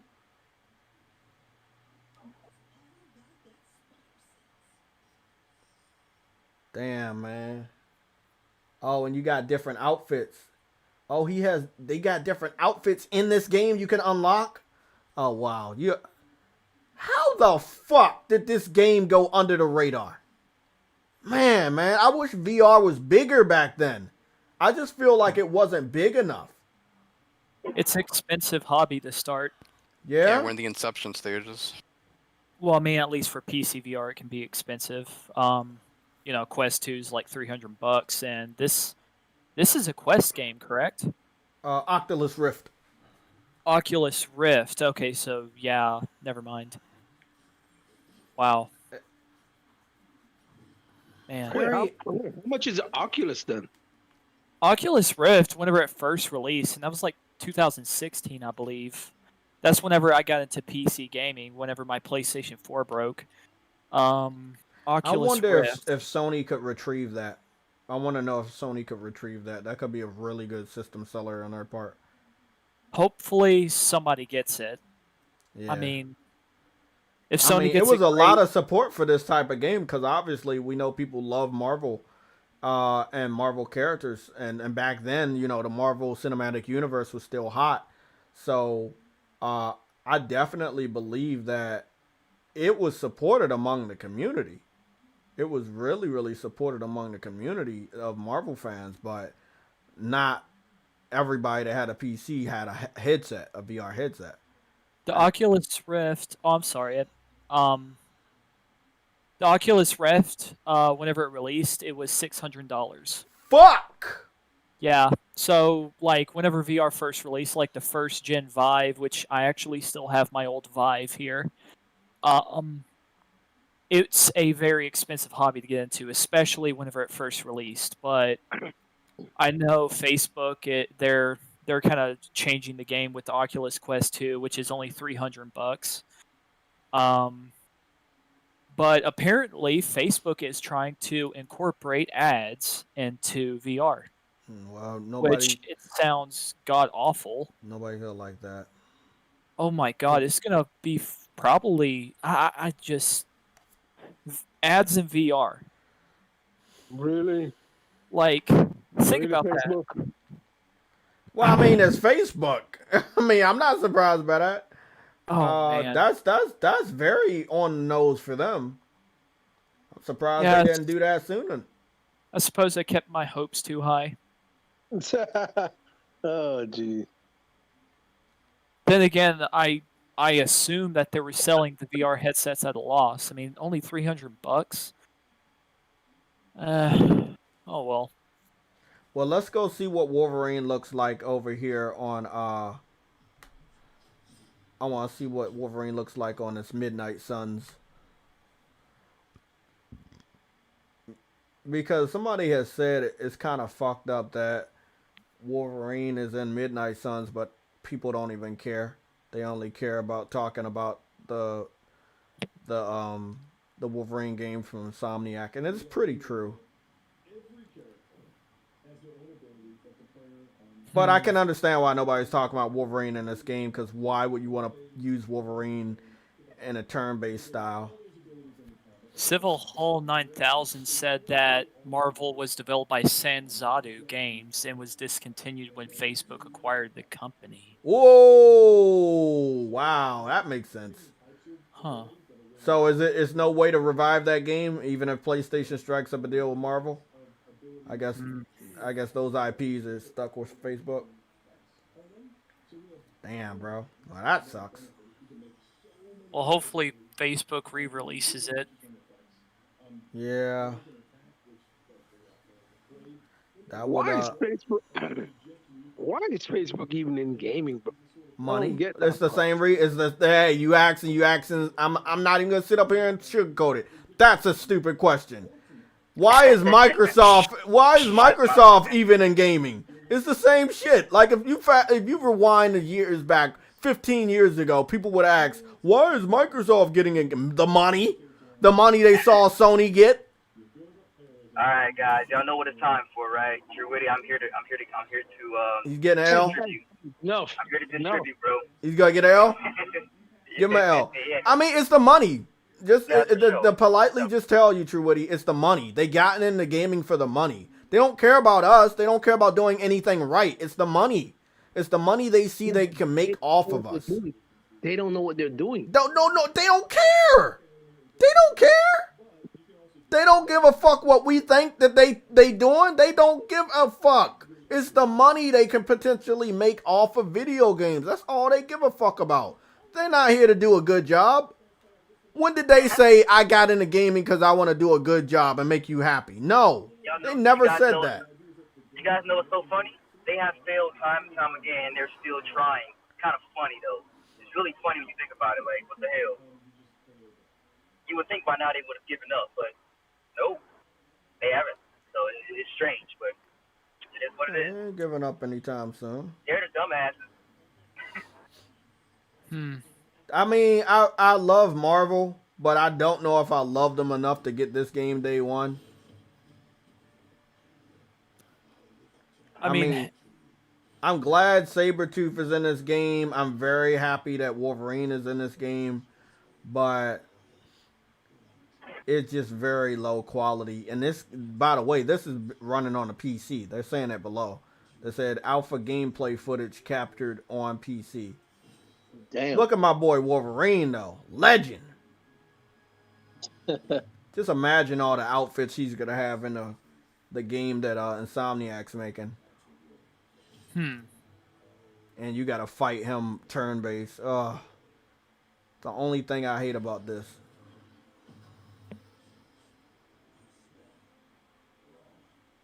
Well, nothing you can do about that shit. I don't know who told them, gave them a broad idea. Never mind, you're not fighting them on turn-based. You got, one-on-one. Hey, can you guys just appreciate that the fact that Wolverine is going to be an M-rated game, bro? Like, yeah, that is I'm excited about that. It couldn't be nothing but M-rated, though. No, they could have toned that shit down, not have blood and gore, just have it kind of, I mean, Insomniac has a background of blood, and that's Resistance. They had mature games with Resistance 1, 2, and 3, so I trust them. They just haven't done it in a long time. They haven't done a mature game in a long time, but I know they can do it. Oh yeah. Hey, we finna. You know how some people call Naughty Dog Naughty God? Nah, bro. After this game, Insomniac's gonna be Insomnia God. Like, I'm just saying. No more Insomniac.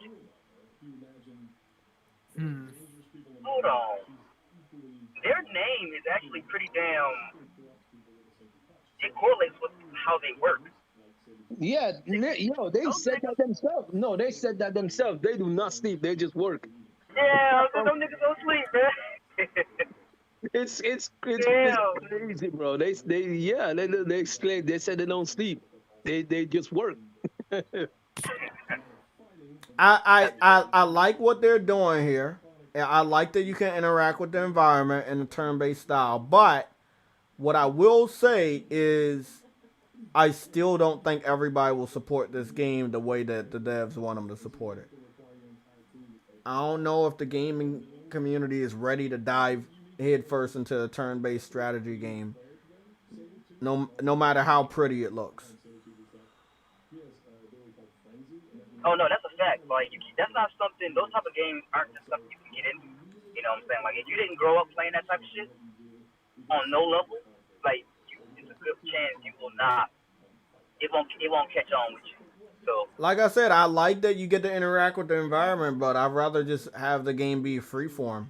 But then if it was freeform, it'd be like Marvel Ultimate Alliance, which Nintendo holds the rights to. So I guess I understand what they tried to do here, but it still kind of sucks. Yeah. I want to like it, but I can't.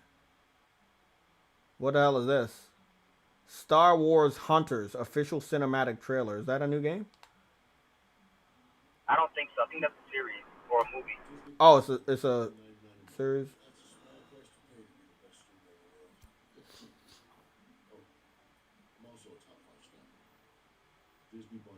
Star Wars series are good. Those are some good shows, man. No, it's a game. It's a game for the Okay. Switch. It's called Star Wars Hunter. It was shown off 15 hours ago. It's coming to the Switch, but it's a cinematic trailer. Never trust the CGI, my friend. Never trust CGI. Oh man. It looked like it might be a multiplayer game, but it's only on the Switch, so I don't expect great things from this.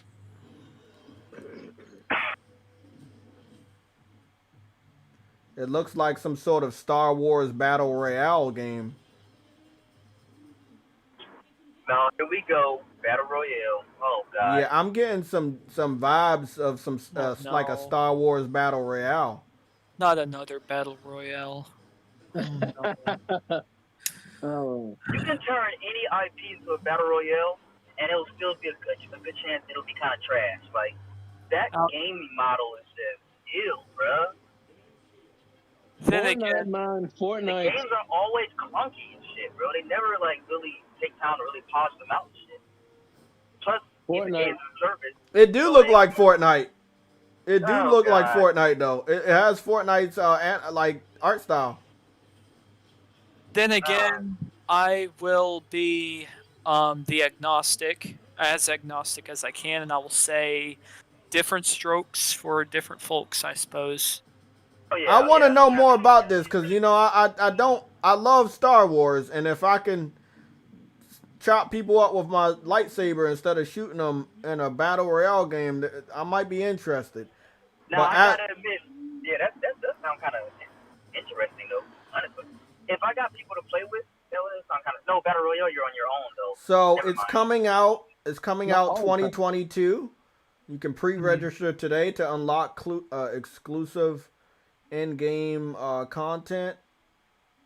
It's not actual gameplay. Lucasfilms Games is making a lot of deals. So the deal that we got from Star Wars on PlayStation didn't mean that nobody else could not run out there and get a Star Wars deals. We were just talking about this with Marvel Comics. What is going on with Xbox not getting a deal? Do they want a deal? That's the question. Do they want a deal? Do you want me to give the honor? Want me to do the honors? I want you to do the honors. I'm gonna go on Twitter and see if this game is actually exclusive. All right, guys. It's because of Game Pass. You didn't already know. I already said that earlier. Point blank and simple. Right, exactly. I said that earlier. Game Pass will be Microsoft's biggest wall. Yeah, Because yeah, no company wants to put their games on a service. So instead of selling a game, they want to put no company wants to do that. like yes, like I've always said, man, that model is literally just it's suicide. Like they're slowly killing themselves, and they're all they're doing is impending death. That's all it is. Like it's Games. Do you remember what Phil Spencer said? Everything they do, every purchase they make, it revolves around Game Pass. You remember that?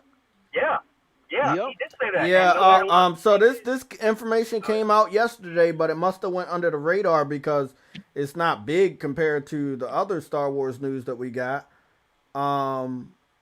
But it looked like Star Wars Hunters. I got some gameplay that I'm looking at. It does look like it's a battle royale because you are battling and it's a lot of people there.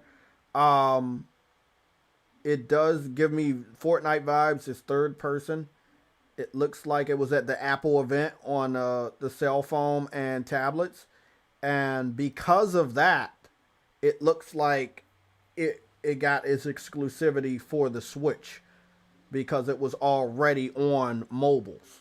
So yeah, it is confirmed that Star Wars Hunters is going to be for the Switch and mobile. That makes it a console exclusive because nobody really gives a fuck about Nintendo mobile. can get it. So if Nintendo can get a game and then a PlayStation can get a game, and again that new Star Wars Knights of the Old Republic remake is also sharing a spotlight with PC, then Xbox could have struck up a deal. Again, we're talking about Marvel. As I said earlier, though, Game Pass is their wall. Do you think that's true? Yes, because listen. Phil Spencer said they will not. Every deal they make is revolved around Game Pass. It is not. It's not revolved around just getting the game. They want it on Game Pass day one. They don't want to make a deal that doesn't include Game Pass. So if Marvel doesn't want their game on Game Pass, Phil Spencer ain't gonna make that deal.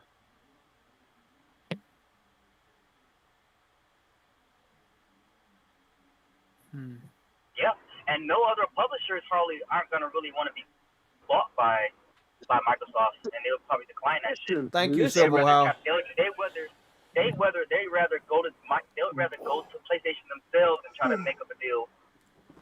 Did Marvel's Avengers go to Game Pass? Which one? Game sold. Yeah. Marvel Avengers that we got. Yes. I don't believe so. That game is very valuable. I'm sorry. Exactly. No, but that's my point. That's my point right there. The game didn't do too well, but it still didn't go to Game Pass. Well, it didn't do too well, but the game is valuable, so it cancels out it not doing well. Just because a game doesn't do well doesn't mean it's automatically going to Game Pass if the value of the game is high. It would bring back players, wouldn't it? According to Phil Spencer, right? According to Phil Spencer, but it would not make Disney money, so no, they wouldn't do that. Exactly. That's my point. It is not going to make Marvel money, so why would they do a deal like that? So again, let me break down to you a deal Nintendo got and a deal Nintendo got 2 times and PlayStation got 2 times. So PlayStation has a singular character of Spider-Man, and everybody in that Spider-Man universe can be in that Spider-Man game, or if they want, they can make a branch of that character for a Spider-Man for a game, right? Like Miles Morales being introduced in Spider-Man 1 and then get his own game in 2. Venom being introduced in Spider-Man 2, right? And then possibly getting his own game after Spider-Man 2, like Miles Morales. So on Marvel Ultimate Alliance, everybody is there. Look, Deadpool is there. Venom is there. The Fantastic Four is there. Spider-Man is right there. And along with Spider-Man being in this game, Green Goblin is there. It's the same way as the brand new Marvel Ultimate Alliance with, Marvel Ultimate Alliance 3 that's exclusive to the Switch. Now, meaning every type of Marvel Ultimate Alliance game that comes out, it will be only on the Switch. However, it's the biggest contract that was secured after Activision lost the rights, specifically because in a Marvel Ultimate Alliance game, every character in a Marvel universe is in that game or can be in that game. Look at that. We got the X-Men right there. Iceman. We got Human Torch from Fantastic Four. Storm. Wolverine. Iron Fist. Gambit. Captain America. The older version, classic version of Nick Fury. You got Luke Cage in this. Now remember, this one right here is not exclusive to the Switch. This is part 2. This is Marvel Ultimate Alliance Part 2. It had less characters than Part 1, but the visuals were way better than Part 1. I do like the art style, a more realistic art style that we got in Marvel Ultimate Alliance 2 versus the one that's on the Switch, which is 3. I'll show you some gameplay. But for Nintendo to secure the rights for Marvel Ultimate Alliance, thus allowing them to have 3 exclusively and then all the other ones exclusively, this is the reason why I cannot understand, outside of what TrueWitty continues to let me know, Game Pass being a big reason why Microsoft can't secure a Marvel or a Star Wars deal. It's not the money that they own.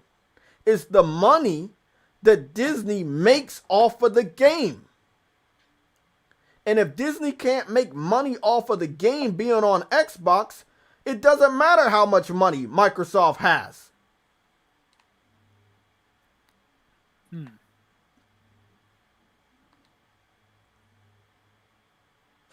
So we're looking at a situation that if you're upset that Microsoft or Xbox isn't getting any of these deals, just continue to be upset. It'll be all right, because you don't buy games, your friends don't buy games, and it's the only way to get Disney to look in your direction if you guys start to buy games. Right? Buy games. If you buy games, everything will be all right. It's not that complicated. Yeah, it's very easy. Just start buying games. Yes, it's very pro-consumer to support Game Pass. It truly is. Listen, let me tell you, Game Pass is good for the players, but it's not good for the industry. Nope. Yep, unfortunately, the two are not mutually exclusive. Like, Then again, for me, I'm gonna keep as open-minded as I can about this. If you use Game Pass, I'm not gonna hate you. All right? No, I'm not gonna hate you either. Yeah, I think it's good for your pockets. Like whatever you're doing that helps you save money, that's cool. But you can't say that little $15 a month and not buying any games if you pay that subscription is helping all developers. Because how do you split $15 50 to 100 different ways between developers and publishers and companies? Now, everybody's not getting paid. That's all I'm saying. It has helped indie games gain attention. I will say that. A lot of indie games that end up on Game Pass, I've noticed that those indie games, they do get a lot of attention. And would you guys say that's a good thing? yeah. Maybe? Yeah, I feel like it is definitely a good thing that they get attention. Now, one thing I say, and I'm a little biased on this, but I know because I'm on the Twitter gaming community. You have the ability to play these games on Game Pass and when you play them, you know, what I like to do is I like to post the screenshots and video clips and tag developers. I don't see a lot of Xbox fans like congratulating developers or anything like that. I just don't see that type of activity. So what I would like is if indie devs are going to keep putting their games on Game Pass, the fans could be more social about those games, thus helping that game get more attention. It's more than just, hey, you having the ability to play it. Is you also letting people know, letting people know that letting people know that the game is available. You know, I see it more in the console war spectrum. Hey, haha, I get this game for free. You don't get it, but then that's really how it ends. You can ask anybody. Like, you don't really hear that game being talked about that much. I just hate to see my fellow gamers suffer. Yeah. You know, whatever box you play on, you know, I want you to have the best time you possibly can. Oh yeah, like I said, man, I'm all for that, but you can't be picky when it comes to you can't be picky when it comes to what is that? You not getting certain games because of certain reasons. You know? So you get indie games and you got to get some other games that Microsoft is able to make deals for. But when it comes to like other games, sometimes you just can't get those because, you know, people need money. And if they can't trust you with that IP, then they're not going to give you the IP. Then somebody else gets it, you know? So yeah. I think everything is set in stone until Microsoft can prove that they're more than just a subscription service. Right. At this point, we might as well call it Indie Pass, you know? Like, for real. No, I mean, no, don't call it Indie Pass. Be respectful. They got Forza and Halo coming out. Let them label Game Pass however Xbox fans want to label it. But when it comes to Star Wars and Marvel, you can't complain about you not getting these games. That's all I'm saying, right? So enjoy what you got now, but don't bitch and complain about Disney wanting to make money off of a game. They want you to buy the game, and if you don't want to buy games, they're not going to give you those games. It's simple as that. It's not nothing wrong with that. They don't want to give out their IP for free. They want to make money off of it. And I think that's perfectly all right. Right? I mean, if you want to make money off of your own IP and you can't make money if you give it away for free, then you have that right not to give it away for free. You put that IP where you can make the money. It is Spencer to make better deals. He can't make better deals. He has all the money in the world. You can't force somebody to give away something for free if they don't want to give it away for free. That's not what I mean. Stop making it only Game Pass exclusive. If you only want it to be Game Pass exclusive, not everyone's gonna agree with that. You gotta learn how to compromise. ultimately, I suppose it's up to the publisher. It's ultimately their choice whether or not they want to release it on Game Pass, right? Mm-hmm. So if they feel like, if they release it on Game Pass and it might make them more money, hey, let them. But if they don't, exactly. If they don't, you got to learn how to compromise and say, all right, we won't release it on Game Pass. But we still want to put it on our system. You got to learn how to compromise. You can't just say, oh, no, we want it on Game Pass because that's our model going forward. Then don't complain when you don't get shit. Yeah. I suppose compromises do have to be made. Exactly.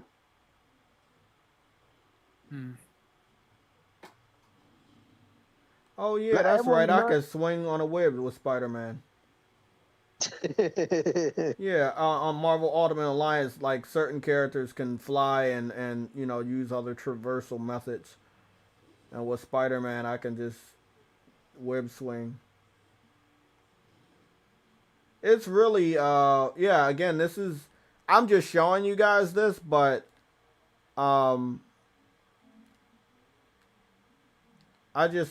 think it's really awesome for people to know how great a game like this is. And this is just part 2. Remember, Nintendo has the rights to part 3 that has even more characters than this one. And the art style is alright, but I feel like it could have been a lot better. That's just me. I wanted to take a look at it. I haven't saw it in a couple years now, but again, I feel like it's awesome. You got Spider-Man and Miles Morales and Spider-Gwen. So, and that's just from the Spider-Man, what's the name? So, that's a bigger deal than what Sony got. I don't care what nobody says. You already have a game with 3 different Spider-Mans in it, and it took you 2 games to get 2 different Spider-Mans. And probably with the third one, they're going to introduce Spider-Gwen as well as Venom. But then, let's just go. Let me go show you this. This is important because... in some Spider-Man? Yeah. What I'm talking about is Marvel Ultimate Alliance. That Nintendo has the rights to doing Marvel Ultimate Alliance, right? So because they have that, and the name lets you know what it is all about, basically you have every character in there. Oh yeah, Venom's in there. So you got Spider-Man, right? You got Spider-Gwen, Miles Morales, and Venom. Those are 4 different Spider-Man characters in one game. You got Iron Man, you got Storm, you got Wolverine, you got Daredevil, you got Captain Marvel, you got Groot, you got Thor, Hulk. You see what I'm saying? Black Panther. That's what I'm talking about. That's what I'm talking about right there. So, again, remember, Nintendo locked down this deal, which, as you can see, as the picture that I showed you before, look who is in front of that picture right there. Who's more popular? Wolverine and Spider-Man. In the original box art, you got Wolverine, Spider-Man, and Iron Man because they're They were very popular. Now, let me go and show you this right here. Let me go show you this. What do you see back in the day? Back in the day, right there. Look at it. Back in the day. Spider-Man, Wolverine, Iron Man. Whoever controls those three control Marvel. And you will always win in terms of fan support. So this image, but when did I get this picture? I got this picture as like a apartment warming gift, 2009. I got this picture in the back of my wall in 2009. That picture you're seeing right here is the picture I'm pointing at. I got it in 2009. So all the way back then in 2009, these were the most popular characters. And to a point, some of them are still very popular. And that's what I'm saying. When you lock down Spider-Man, Iron Man, and Wolverine in a game that you now have the rights to, it's just really, really smart. Everybody was jumping on these deals, Landon. Everybody was jumping on these deals. I don't believe that Microsoft could not get a deal done, but they also are looking at the sales. Who is gonna buy these games? Will they sell? How much money will I make? Again, Wolverine is in this game, and in the review, you see Wolverine first and foremost. Wolverine has always been a very popular character. Then they move on to show off Spider-Man, because obviously Spider-Man is a very popular character. This is the review from IGN. They already know who's the most popular characters in Marvel. They know the characters that are associated with the Marvel Universe. So they show a scene that was recreated in the Marvel Universe that first premiered in the comic books, where Hawkeye is shooting an arrow with Ant-Man. So this is smart marketing. You have Thanos in there. You have some of the his allies from the movie. This was a big deal. It's still a big deal when it comes to securing rights that, basically were taken from Activision. Everybody has a chance, even today, to secure some deals. And I just don't see why Microsoft isn't securing deals. Like, not even small ones.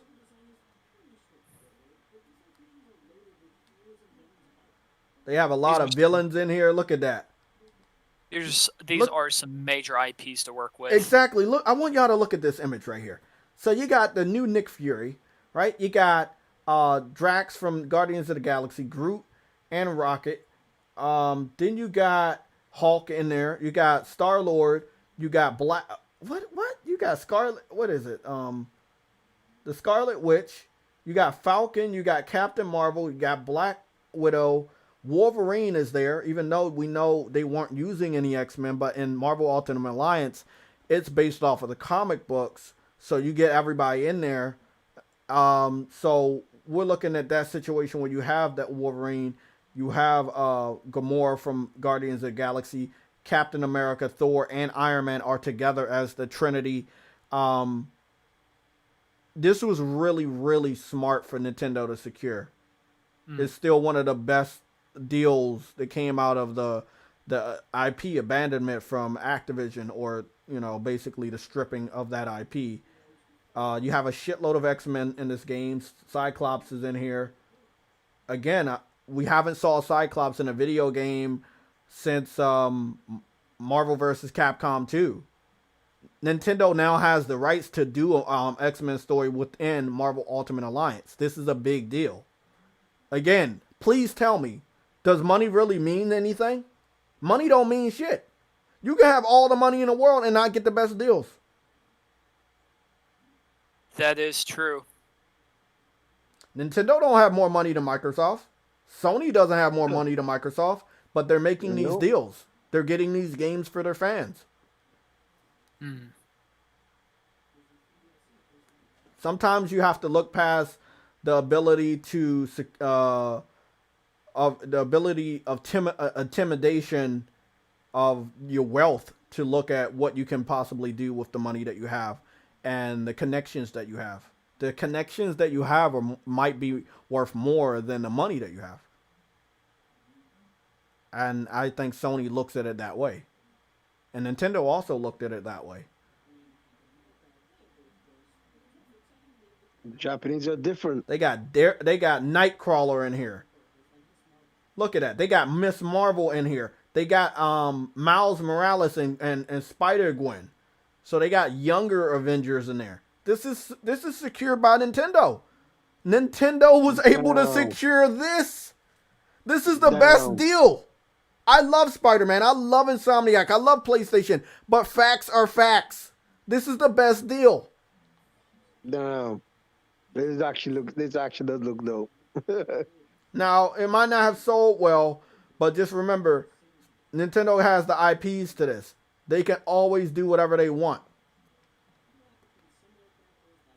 So hold on, they got the IP to this Marvel Ultimate Alliance. Permanent Yeah. or Yeah, permanent. That means any characters, if they want to make a part 4, they can put any characters they want, even if it's Miles Morales and Spider-Man. Sony does not. Yeah, you know, this is more of a comic book, so they can do whatever they want. Marvel Ultimate Alliance always been like that. No, I mean like Marvel Ultimate Alliance was always on everything. Now it's exclusive to Nintendo Switch. See, that's deals you got to make to make your platform. Look, you see that right there? You got Spider-Gwen. You got Spider-Man, Miles Morales, Spider-Gwen. All playable. And Venom. And Venom is on the team too. See, I could make a group with on the Spider-Man Marvel Ultimate Alliance Part 2.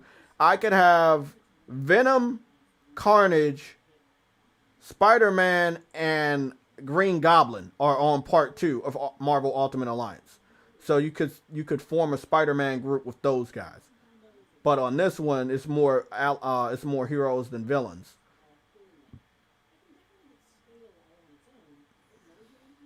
You got Venom, Wolverine, Spider-Man, and Falcon on this team right here.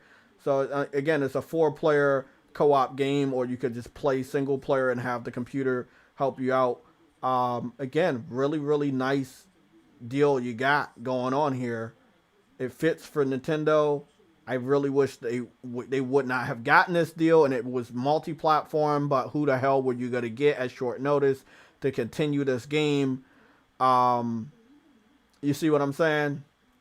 The graphics could have got better if it wasn't on Nintendo, but sadly it's exclusive to Nintendo. It has been exclusive since 2019, so that does mean that it is a permanent game. Because even if it was a timed exclusive, you would have heard word of it going somewhere else by now. But they got the rights. I was there when they announced that they secured these rights. And you can still use the web swing and the traverse. So again, even Nintendo has an exclusive Wolverine game if you look at it that way. It's really, really sad for Microsoft that we keep getting these this stuff where they just don't jump at the chance of doing things. So we still got some time before we leave. But does anybody in the chat? X-Men Destiny, X-Men Legends was better. I loved X-Men Legends 1 and 2. X-Men Legends was really good. Possibly Sony could do something with that IP if they have it on the board. It hasn't been used in so long, and it ended up transforming into Marvel Ultimate Alliance, especially when they added Iron Man and Marvel X-Men Legends 2. And I don't think Iron Man was a mutant, but they just added him in there. So ended up getting Deadpool as well and stuff like that. So we'll see. But can they do anything? Landon, you think Microsoft can make any deals? Like, let's say a cell phone game that doesn't require you to get a lot of money. Like, could they make a deal, get that on Game Pass, and maybe make some money off of the subscription? Probably Deadpool. I will say, I'm not going to claim to be all-knowing, but I feel like 343 has got to get Halo Infinite good to go at launch. it has to be a good release. That is one thing that they need to focus on right now is the games that are about to release, like Stargate. And yeah, Stargate was that one that was being released. That was Stargate, Halo Infinite. Psychonauts 2 had a pretty good release. I will say that. But I will say right now, just take it one thing at a time. Get Halo Infinite out. Get it released complete. And, you know, I guess we'll go from there. See what Xbox does next. PlayStation, you know, Sony, it seems like Sony has some really good releases coming out soon. You know, you guys all know what I'm talking about. And I mean, shit, it's a good time to be a gamer, man. Yeah, for sure. But guess what? When you got a PlayStation, it's always a good time to be a gamer, no matter what year. Just saying. Actually, I pulled out I still have my PlayStation 3. And I actually just pulled it out of my closet, and I was just having a nostalgia rush. I was playing some Prince of Persia. I wish I would have never sold mine, man. I still got Tales games on there.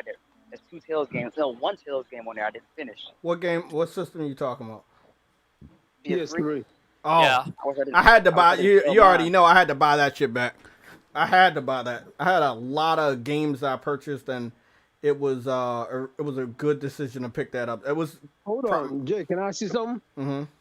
When you logged into your PS3, did you have to disable that 2-step verification? They asked me to, but I found a way to do. They walked me through something on a computer. It was something, but yeah, they did. But then I didn't have to. I did something, and then like now I can always just go on there and. But it was something weird.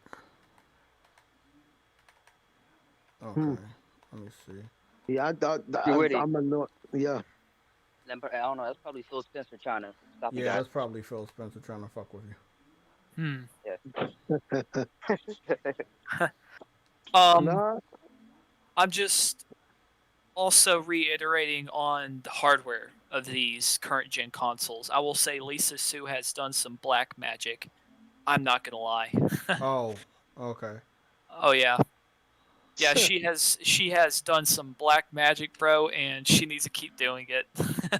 Hey, keep Mark starting working with her. Yeah. I mean, Man. Now we're at a point on consoles where I feel like, you know, PC, you know, is out there doing a lot of, you know, crazy things with visuals and frame rates and stuff. Consoles won't have to hold them back. And that means that the gaming industry as a whole can go forward, you know, with next generation, like real next generation at the same time. Nobody holding anybody back except for Nintendo. Oh, yeah. But I just hope that it continues to be like this. You know, I just hope it continues to be like this. I mean, shit, this is the first time, you know, consoles have had 120 hertz refresh rates. I mean, that's awesome for consoles. I mean, damn. Wow. Yeah, it's a great time to be a gamer, gentlemen. I will say that. Yeah, I feel the only problem I'm having with the fans is that we're gonna see Star Wars and Disney and all and Marvel type of games being on PlayStation and Nintendo, and the Xbox fans are gonna continuously say it's unfair and pretend as though they don't know why, but they have to understand when you have big IP holders like Disney, they're allowing you to use their IP so you can make them money. And if you have to pay them a contract money to get that game on a subscription service that they're not making money off of, they're going to continue to tell you no every time because they know the worth of their IP. Now, there's no worth in the indie game, right? Until it gets out there and sees how popular it is. So it's really good for the indie games to be on Game Pass. But when you have an established IP that has been around for 70 years, are you really going to trust that game to be available to the whole community of Xbox fans for free and not make money off of it? Off of every download or every play? You know? I feel like eventually we're going to get to a point where it's going to look a little dry on Game Pass. You will have indie games. You will have Xbox Studio titles on there. But you just can't continue to secure heavy third-party games, you know. And it's all right, but maybe they understand they have to find a way that they can get the Xbox fans to start buying games again, because it's not only for people to start trusting you with their IPs or feeling that they can put a game on your platform and it actually sell. It's also for you. You can make more money and thus have more of a budget for other types of games, whether they're smaller or middle-sized games. I want them to do good. Competition is good, and I want Xbox to do good, but they can't be doing good if they think that going down this road is going to lead to ultimate success, and other people are getting things that you're not getting. I mean, it does kind of suck for their fans. All I could say is, I guess just stay positive. Well, let's be. Oh, sorry. Go ahead. Continue. 1 second. No, I got a super chat. Let me read this one off. Juwan Salsa Gaming. You seen the petition bots made? They big mad. Is that the real one or is that the trolling one? The one with Phil Spencer and Aaron Greenberg? Is that the one? Let me know. Just fill me in. What was you about to say, Landon? No, I was just saying, for the Xbox guys out there, be optimistic, man. Just stay positive. Mm-hmm. Same thing for us, too. For us PC gamers and the PlayStation gamers, it's just, man, just watch out for each other. Yeah. Don't hate on each other, man. Just, man. Yeah. I feel like, look, man, if there's somebody in the Xbox community that feels like they really want to buy a game, don't judge them on that, and don't try to intimidate them into not buying a game. Yes, we know the subscription service exists, but the subscription service has a fail-safe to get you guys to buy games, and that is the discount. Yeah, that's a fake one. I saw it too, but that was fake. Yeah, I mean, they have a lot of discounts on their games on Game Pass to get you to buy the game. It's, they don't want you to just subscribe to the service and not buy games. That's why they have the discounts. So that's true. I mean, it's an easy life for people on Xbox. I'm not going to take that away from you guys. You just sit up there and wait for a free game to go to that service and download it and play it. I mean, potentially you never have to buy a game on Xbox ever again. You just wait for it to go to Game Pass. Maybe whenever I moved to PC, I think I kind of learned how to be patient. That's another thing. I feel like you got the best of all worlds. You got older PlayStation games going to PC. You got all new games going to PC from Xbox. You got emulation for Nintendo, and then you got PC games and first dibs on indie titles before they go to other platforms. So you have the best of all worlds on PC, especially in terms of getting like Forza at a higher quality or Halo Infinite at a higher quality and maybe less bugs. So I just want everybody to play what I can play. I'm kind of a libertarian whenever it comes to that, just video games in general. I want everybody to have a good time, man. Yeah. And I feel like if you're an Xbox person, you can have a good time. Hey, what do you mean when you want everybody to play what you play? Yeah. Like a PC, like the PC exclusive backlog, it is massive. Like you got games like Half-Life, the original Deus Ex, Thief, and there's so many others I could really think of. And I just, I want everybody to be able to play, just play PC exclusives, I know there's some games that you really can't play without a mouse and keyboard, like MOBAs, for example. But I mean, then again, Xbox is allowing mouse and keyboard support, and I hope. Wait, you guys think PlayStation might allow Wait, mouse they and don't. We keyboard? They already don't have have it. mouse and. Wait, they don't have mouse and keyboard support. They do. X- I thought thought PlayStation I know already did. PlayStation does. PS5. PlayStation had it Yeah, since PlayStation PS3. does. oh, so Yeah. right, like Yeah. if you guys could get MOBAs, that would be awesome. We got I think as 3 MOBAs I know of, but I think we got more than that. But it's three. Gotcha. It's 3 of them that we know, and one was an exclusive. So it's not that we don't have the ability to use mouse and keyboard, or we don't have MOBAs. We have both of those. It's just it's not something that sells over here, so you probably Right. you don't really hear about it. But And I appreciate you guys for. Look, guys, I love you guys. Okay, I'm not gonna lie. You guys love PlayStation, and I respect you for that. I love you guys for that. All right, you know, whatever you decide to play, I'm totally for it. You know, Krusty Krab. whatever box you want to play on, man, it doesn't make you any less of a person. Yeah, I mean, it's all Yeah, good. All I want, right? All I want is for people to acknowledge, hey, you do need an exclusive. Past the features, right? Which anybody at any time could update their system to take that feature. I saw it. I saw the Wii have motion controls, and PlayStation took the feature with a firmware, and they made the motion controls better. And- So at that point in time, you have to look past features and go to an exclusive game, something that you just can't get. You can copy my features, but you can't get this game. That's why those games exist. Now, when it comes to these third-party IPs, again, like a Marvel game or a Star Wars game, Xbox fans are upset, and they're kind of sad that they can't get a certain game on their platform.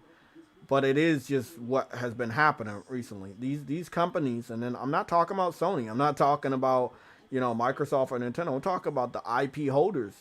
They want money. They're making these games. They're leasing out these IPs to make money. And if when you're on the Xbox side, you might not understand that because you don't give money to developers, and you haven't done so for 7 years. Not to the point of Nintendo, PC, or even Xbox or PlayStation. So you don't get these contracts, you don't get these deals, you don't get these games. It's all because an IP holder knows this game just would not sell very well. And that's perfectly all right. But you wouldn't be upset if you just sit down and understand, hey, yeah, our community has been slacking for the last generation. Yeah, I understand why we don't have we don't have this game, and then maybe you buy a system where you do get the game. Maybe you invest in PC because all your Xbox games are already over there, and then you might have even more games from the PC crowd of indie titles or exclusive titles or older PlayStation games that are ended up on PC. I think a lot of Xbox people should just go and get a PC at this point. Why not? Got the options. You got the power. You got to have more games. You're good. But you can't continue to be upset, spread misinformation based on the success of another platform. I'm not going to allow anybody to do that. It's all right for people to be successful, and it's all right for people to fail. Nobody is equal on this earth, and nobody is, not everybody is going to be successful, right? Like some people are going to take L's like True Witty, and some people are going to take W's. As long as they understand that, we're all good. What you say about me, man? Nothing. We're sitting at Sure? 55 viewers, No, and we're about to get up out of here because I got to go to work. I hope you guys have a great Wednesday. True Witty, I'm going to be in the chat after I get up out of here to talk to you about some more gaming stuff. Games for Eternity if you're available. And Landon, thank you for joining us. Yeah, man. It's good seeing you, bro. Hey, it's good to have somebody different in our podcast. So thank you for being here. You're always welcome, man. I appreciate you guys. I'll be around. I'm actually off today. Shit. Oh, I wish I was off. I might get let go early today again, so that might be good if I can get the fuck home early. But thank you, Verge Brizzle. Thank you, everybody. Make sure you hit the like button on the way out. And if you have not subscribed, please subscribe. It helps the channel, okay? And it helps us get notifications out to you. Hopefully, if YouTube does their fucking job. So we're gonna see what the thumbnail looks like. But I'm out. I gotta get to work. I'll talk to you guys in